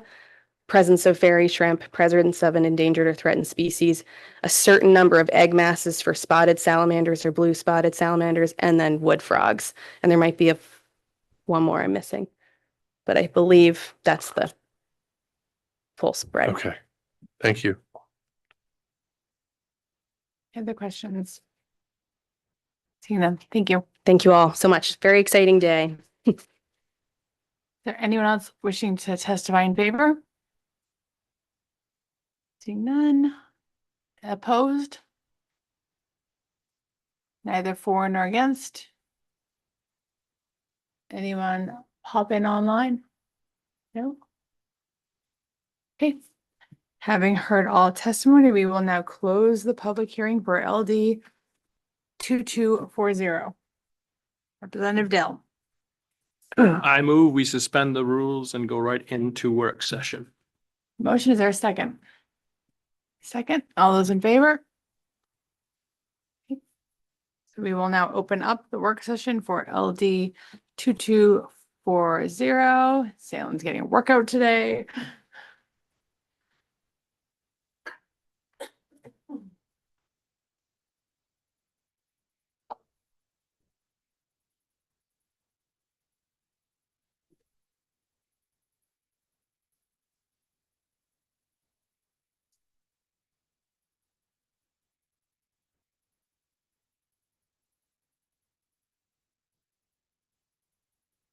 Okay. Yeah, are you able to just explain to the committee and new members how the rulemaking process works as far as what the committee can do, what happens? Sure. So I did include in your folders, I hope, this yellow sheet, legislative review of major substantive rules. Way back. Oh, I may have stolen yours. That's fine. I don't, you mind? So I'll just read from the back page. This might be helpful. If the provisionally adopted rule is submitted after the acceptance period has ended, which is true for this rule, the Legislative Council decides whether to accept the rule for review, which has happened. That's why we are here today. If the Legislative Council accepts the rule, a rule resolve will be prepared and referred to the appropriate committee. If the legislature fails to act on a late filed rule, the agency may not finally adopt the rule. If the legislature wishes to prevent adoption of the late submitted rule, it does not need to act on the rule. If the legislature wishes to allow the agency to adopt the late submitted rule with or without amendments, it must pass some version of the resolve authorizing the agency to act. Thank you. Are there any questions? Discussion?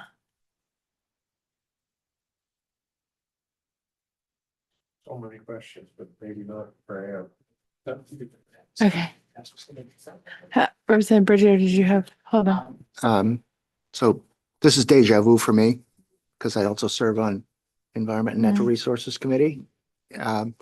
And I'm in support of the proposed rules. So, and I don't want to foreclose discussion or others coming up, but I would like to move that the committee adopt the rule as presented. There's a motion. Is there a second? Second. So motion by Representative Bridger, seconded by Representative Clucci to adopt the rules as present. Is there a discussion now or anyone folks want to hear from? Representative Thorne? Thank you, Madam Chair. I always say analogies, and I feel like Lieutenant Colonel Henry Blake, when radar would shove a sheet in front of him, say, just sign it. They're normal requisitions, and it's really to get Klinger out with a Section 8. And I'm just asked to sign it because there's so much to this that I don't understand. To include the 100-foot that was in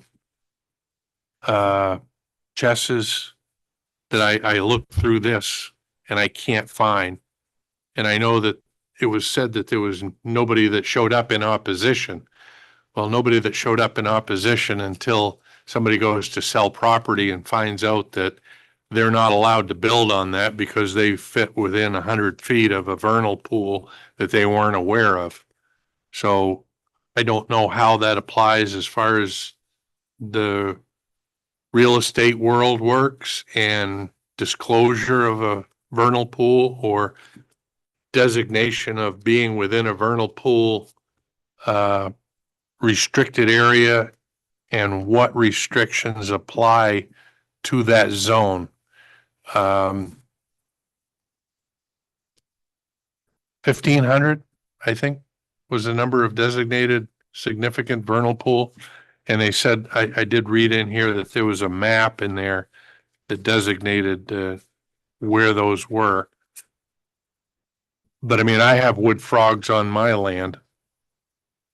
So does presence of wood frogs or any other salamander eggs on my property restrict me on my property from being able to do something if it is determined that they live there and I harbor an endangered species? So unlike Representative Briggio, who's obviously comfortable enough to suggest passage of this, there's a lot of intricate reading here that I'm not familiar with. I'm not a biologist, but I do have a lot of questions and I'm asked to put a vote on it. So if anybody can make me feel better or more comfortable about this in the 11th hour, I'd welcome it.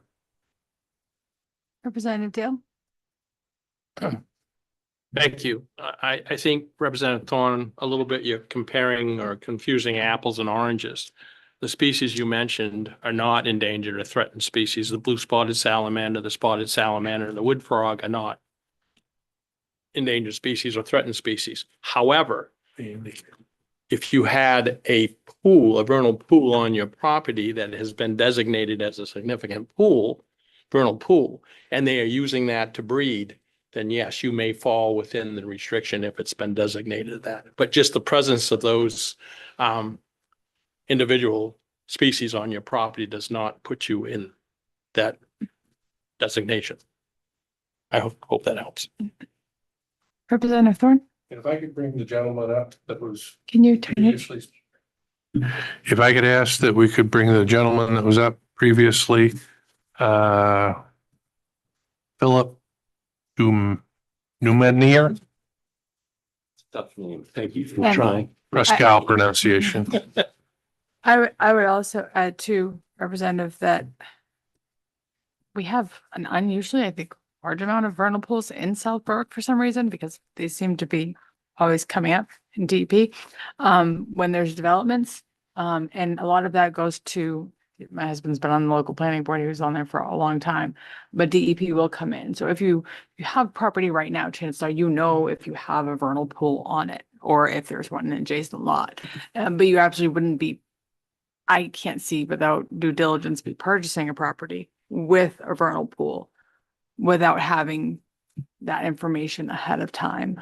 It's something that I know is done very thoroughly, at least I know at our planning board level. I don't know about I don't know how other municipalities are, but that helps at all. I caught most of that. Okay.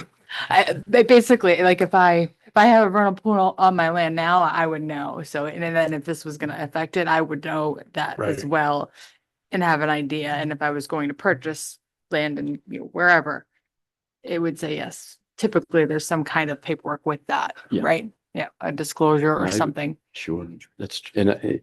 Unless you're satisfied with the answers you got on your last. Representative never Dill did an excellent satisfied. job, but I could also chime in on some of the questions you just asked, if helpful. It would be, and and that's, I don't know what designates a significant vernal pool. I have a vernal pool. I have multiple vernal pools.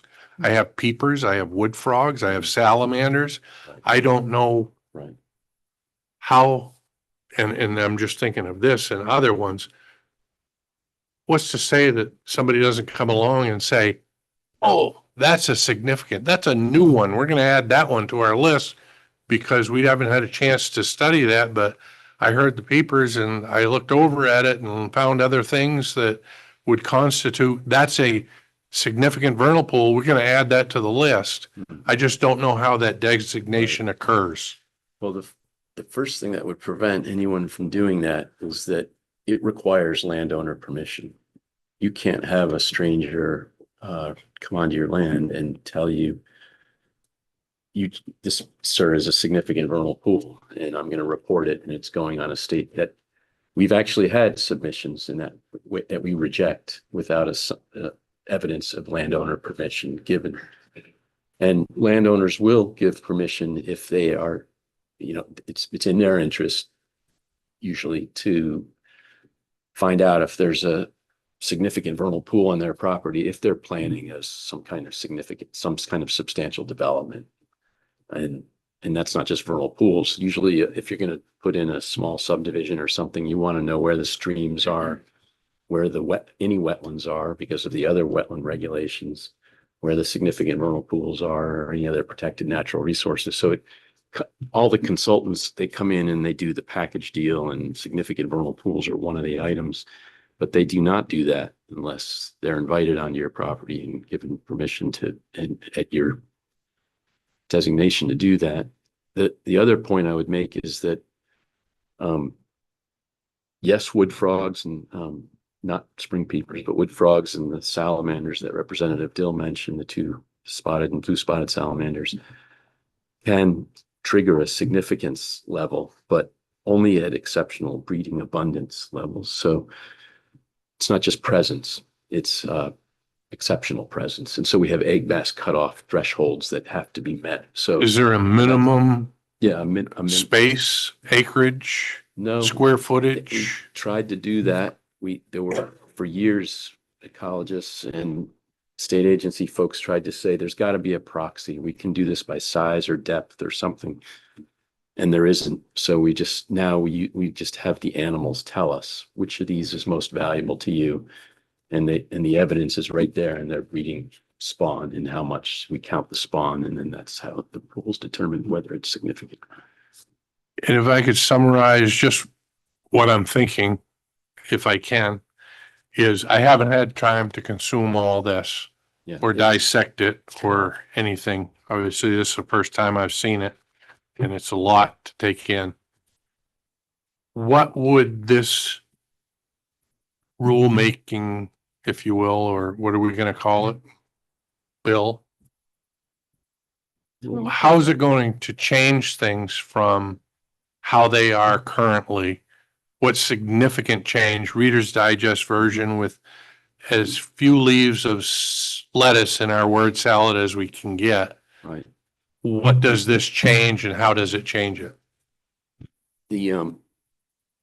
For vernal pools, I would say there's two primary changes, one of which Representative Mason and I discussed, which is that if the pool depression on property A's landowner A's property, if the 250 foot consultation zone that goes around that pool drapes over onto landowner B's property, that consultation mechanism with DEP pertains to both landowner A and landowner B.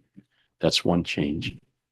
And it's a change back to the way the rule was originally conceived, actually.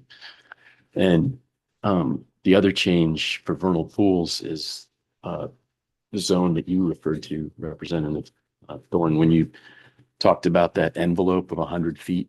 It is described in there, but I agree it's buried. And I can summarize it very simply, which is it's 100 foot from the high water mark of the pool, where you can think of it as sort of a tier 1 review process versus tier 2 for the rest of the 250. Within that tier 1, that vernal pool envelope, you would not be eligible, for example, for a streamlined permit by rule notification for development within that 100 feet. But you would be eligible for development within that 100 feet through a full permit process. That is different from today. Thank you. Thank you, Madam Chair. Representative Brigio? Representative Brigio? I wasn't eavesdropping, but you might have some I was- succinct lines that, Well, I know that and our advocate, Ches Gundrum, is in the room who can validate me on this, but we did have lengthy discussion about this in the Environment and Natural Resources Committee. And Senator Guerra and I were just having a sidebar. I think that it's safe to say the essence of this proposed rule revolves around vernal pools. Or am I wrong in saying that? And it goes beyond the discussion of vernal pools into other areas of NERPA. You're right. It's very much about those two changes to vernal pool rules that I just alluded to. But it's also implementing protections for endangered and threatened species habitat as a newly enacted significant wildlife habitat. I say new in parentheses because it's been there since 1995. It's just never gone through rulemaking. And this would So maybe it would be helpful to the committee and to me for you to go into a little more depth about that aspect of it, going beyond vernal pools, which Yep. seems to be where we're focused at right? the moment. But I guess if we just make sure that we're framing this correctly, where there is a lot of paper in front of us, there is a law that already exists. mhm. What this is a set of rules within the law that has not been updated or implemented, just like I think we just talked about the department going into rulemaking about what was it?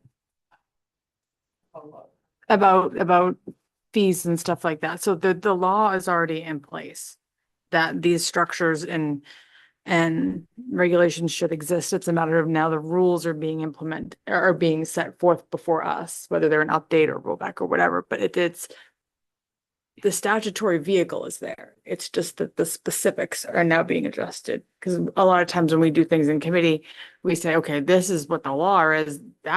You just figure that out and rule because we're not the experts. I think that's kind of where we're at now. If that That would be the case for like routine technical rulemaking. You pass the law, you've told the agencies go and run with it and do your rulemaking, but this is major substantive, which is why we're coming back before you with it. I don't know if that made it clear as mud or.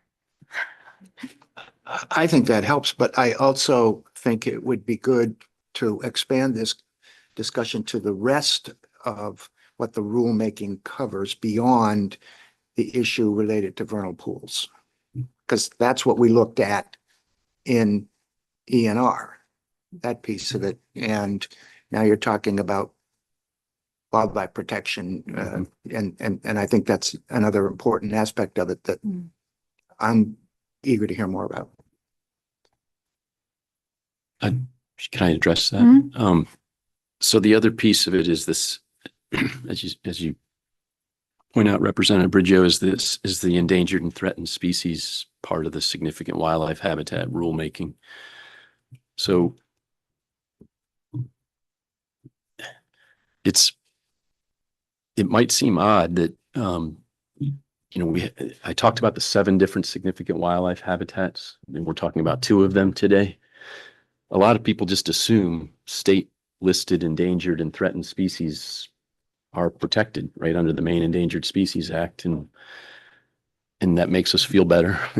And they're getting some kind of attention, and that's true to some extent in terms of survey and research and monitoring, but in terms of any kind of protection for habitat, the vast majority of permits that are issued for land use conversion are through the Natural Resources Protection Act. And there has not previously been a mechanism for DEP to even consult with IF&W about whether, in the course of issuing a Natural Resources Protection Act permit for a property which has an endangered species mapped on it, which remember is less than 1% of the surface of the state,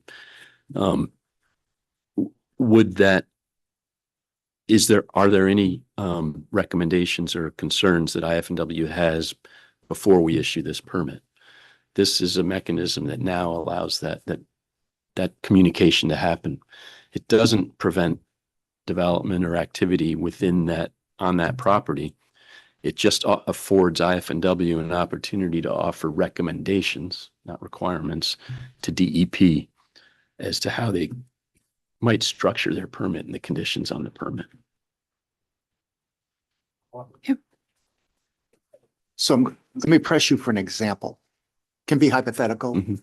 but you just said that less than 1% of the land mass of the state of Maine involves habitat for threatened or endangered species.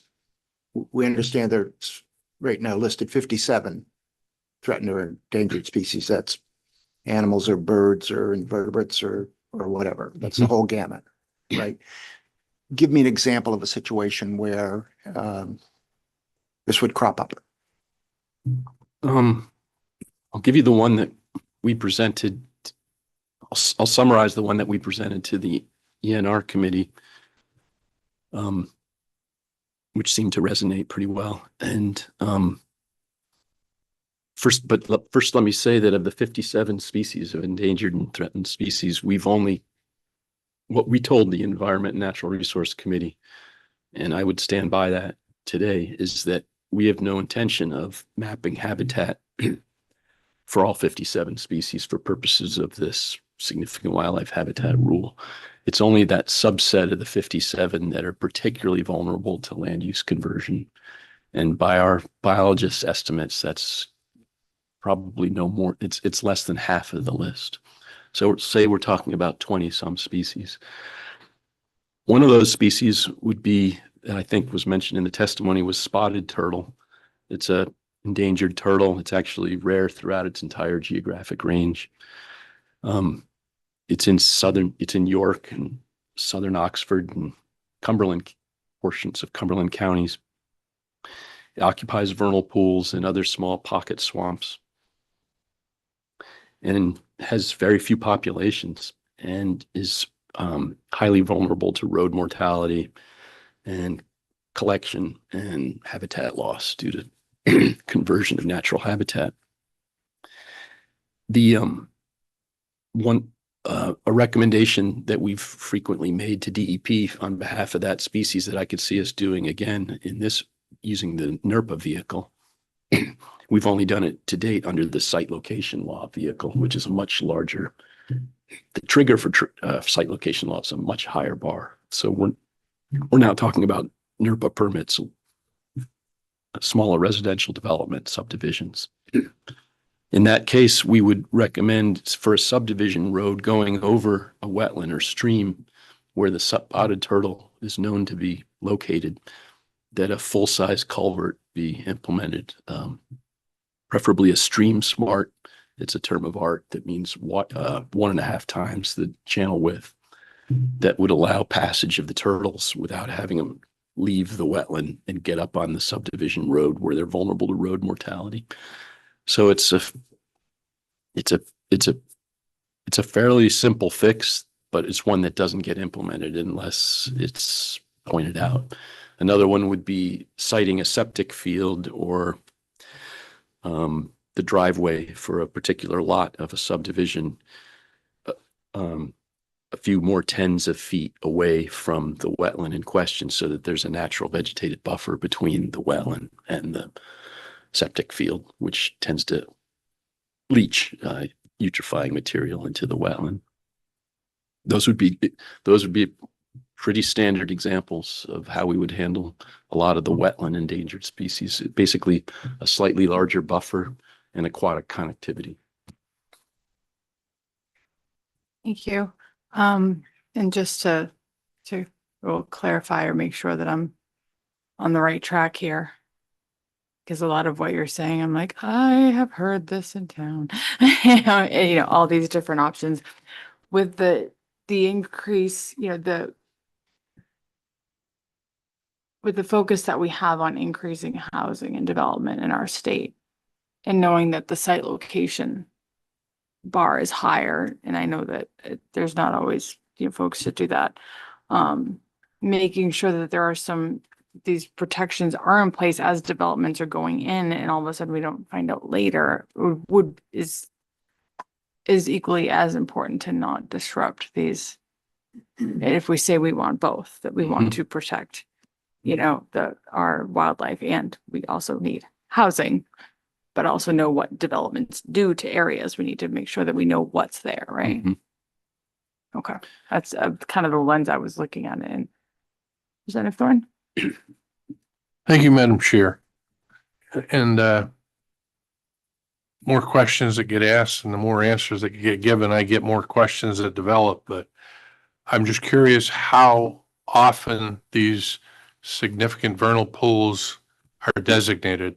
There was a time that they were surveyed and there was 1,500 back in 1992 and that's all there's been and they've never added any more? Or are they constantly adding more? Or do they get somebody that has land and say, I think I have a significant vernal pool and I heard about it because I happened to be watching TV the other day and they mentioned it.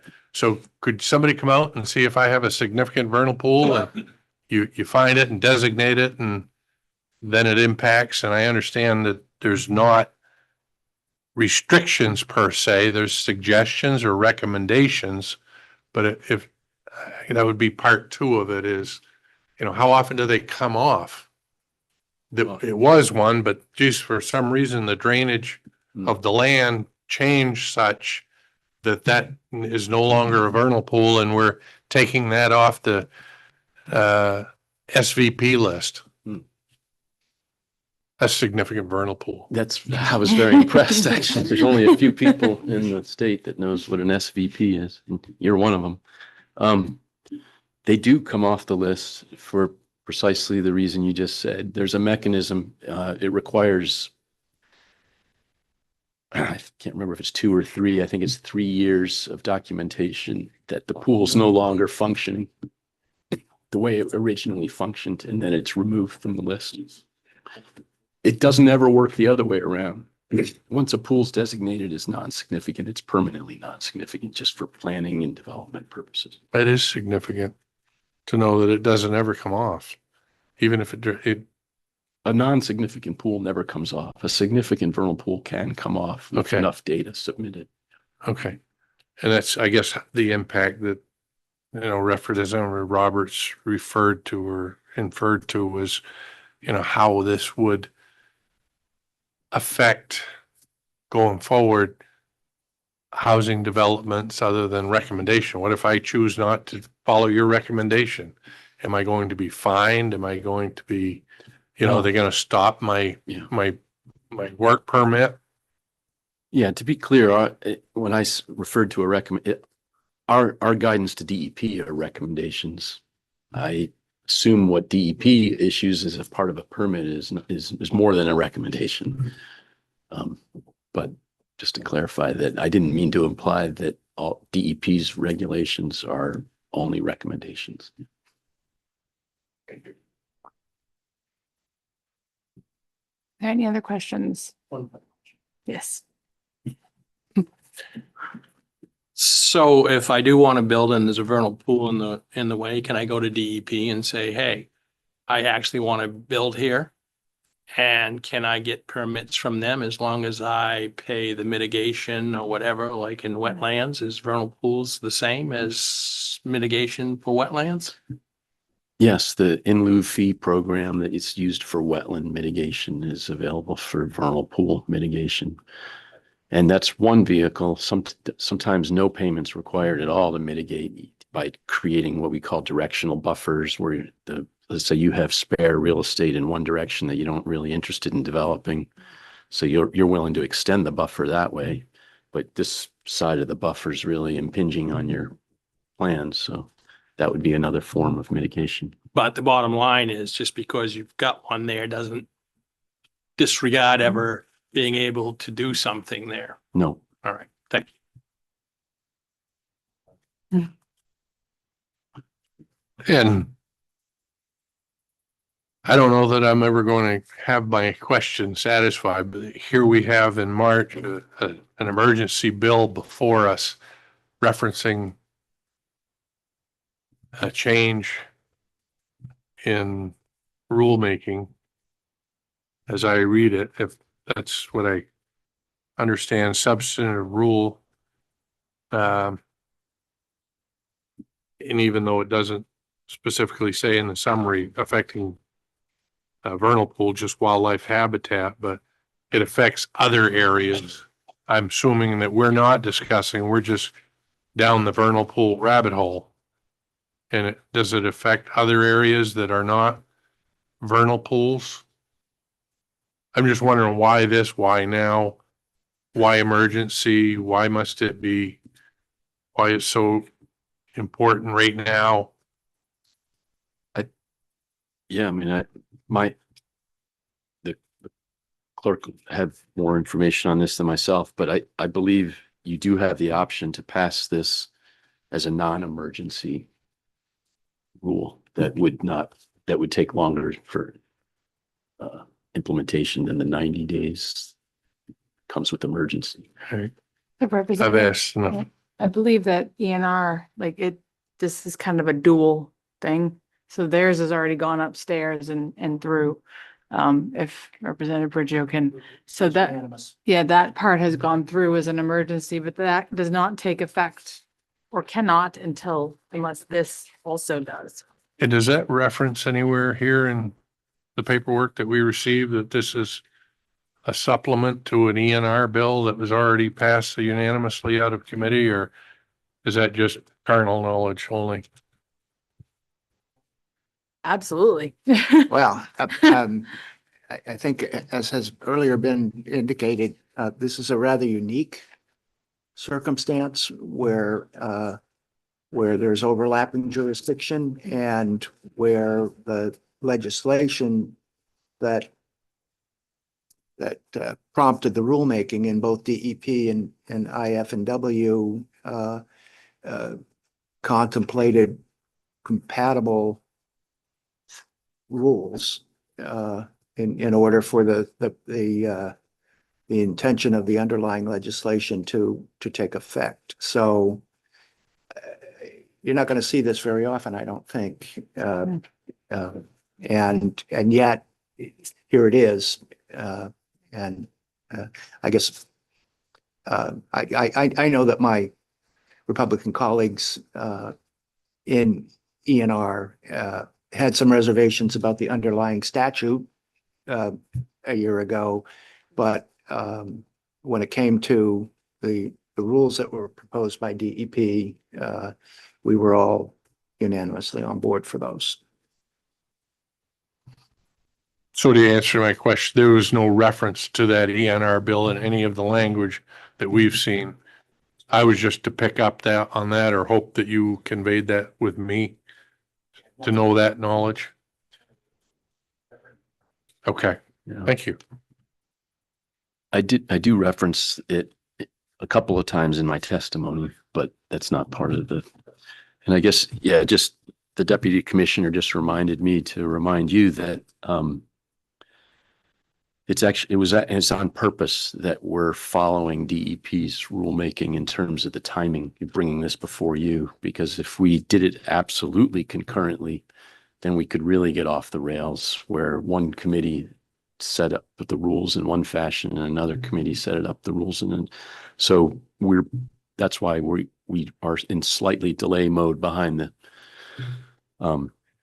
ENR committee, in that we wanted to mimic exactly the rules that they passed in chapter 10. Any other questions or discussion? Representative Mason? Is the committee ready for a vote?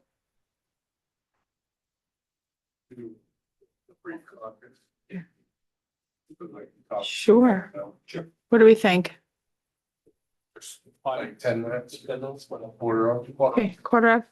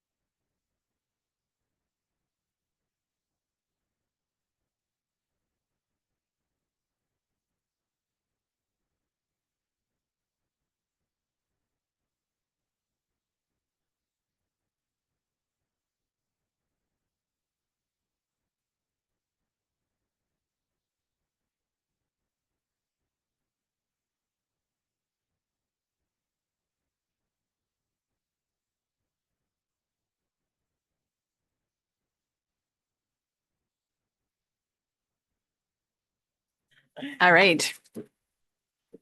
We are back.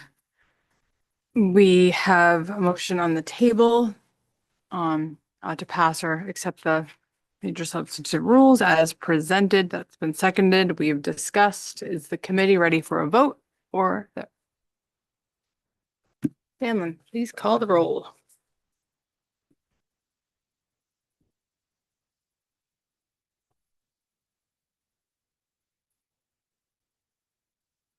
Representative Clucci, how do you? vote? Yes. Representative Clucci voting yes. Representative Lance. No. Representative Lance voting no. Representative Terry. Yes. Representative Terry voting yes. Representative Thorne. Nay. Representative Thorne voting nay. Representative Dill. Yes. Representative Dill voting yes. Representative Mason. No. Representative Mason voting no.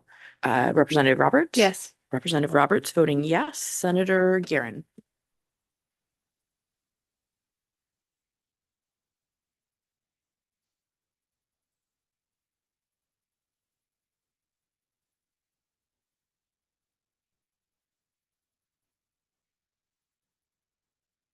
Yes.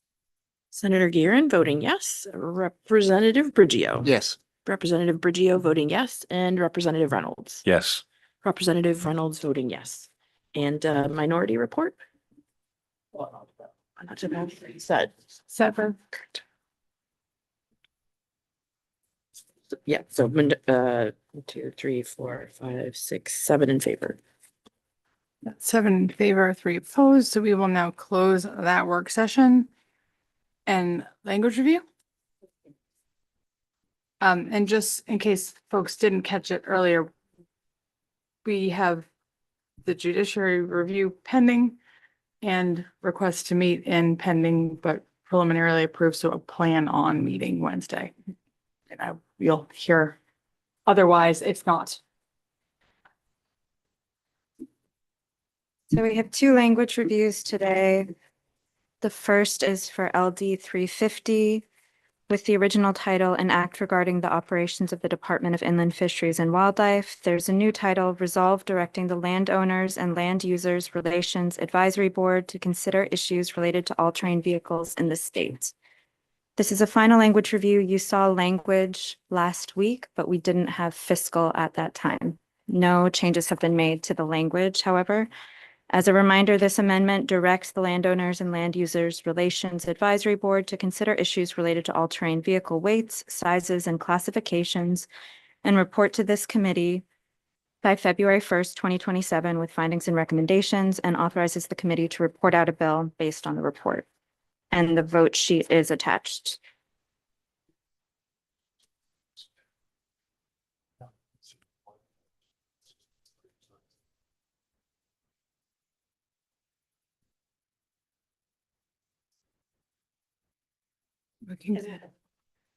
Go ahead, go ahead. What was the vote on this? So On the back. the vote sheet's on the back. It was a divided report. The majority is ought to pass as amended.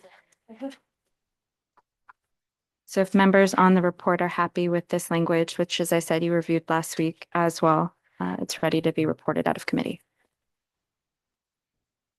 Any questions or objections or nope? Okay. Moving on.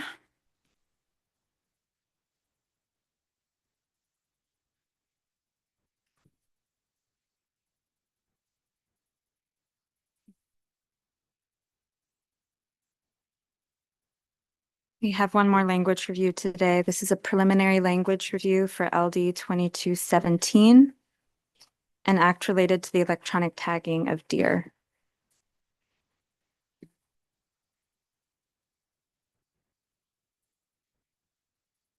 And this is a divided report. The majority was ought to pass as amended. The minority ought not to pass. I've included a vote sheet on the back. And as drafted, the amendment does the following. It increases by $2 certain hunting license fees for residents and $4 for certain hunting license fees for non-residents. It establishes that failure to register a deer and the false registration of a deer will result in a mandatory 1-year revocation of the individual's hunting license by the department. It directs the department to report back to this committee by January 1st, 2029, with a report that should include findings and recommendations related to the electronic tagging of deer, and authorizes the committee to report out a bill based on that report. And it establishes that $2 from each deer registered must be transferred from the Resource Management Fund into the Deer Management Fund to assist landowners with the prevention or management of landowner deer conflicts. And I understand that there was interest from Representative Clucci and the department who have talked about this in having a phased in model. And so I included language of what that would look like with your amendment. It's the sheet that has LD 2217 written in pen on the top.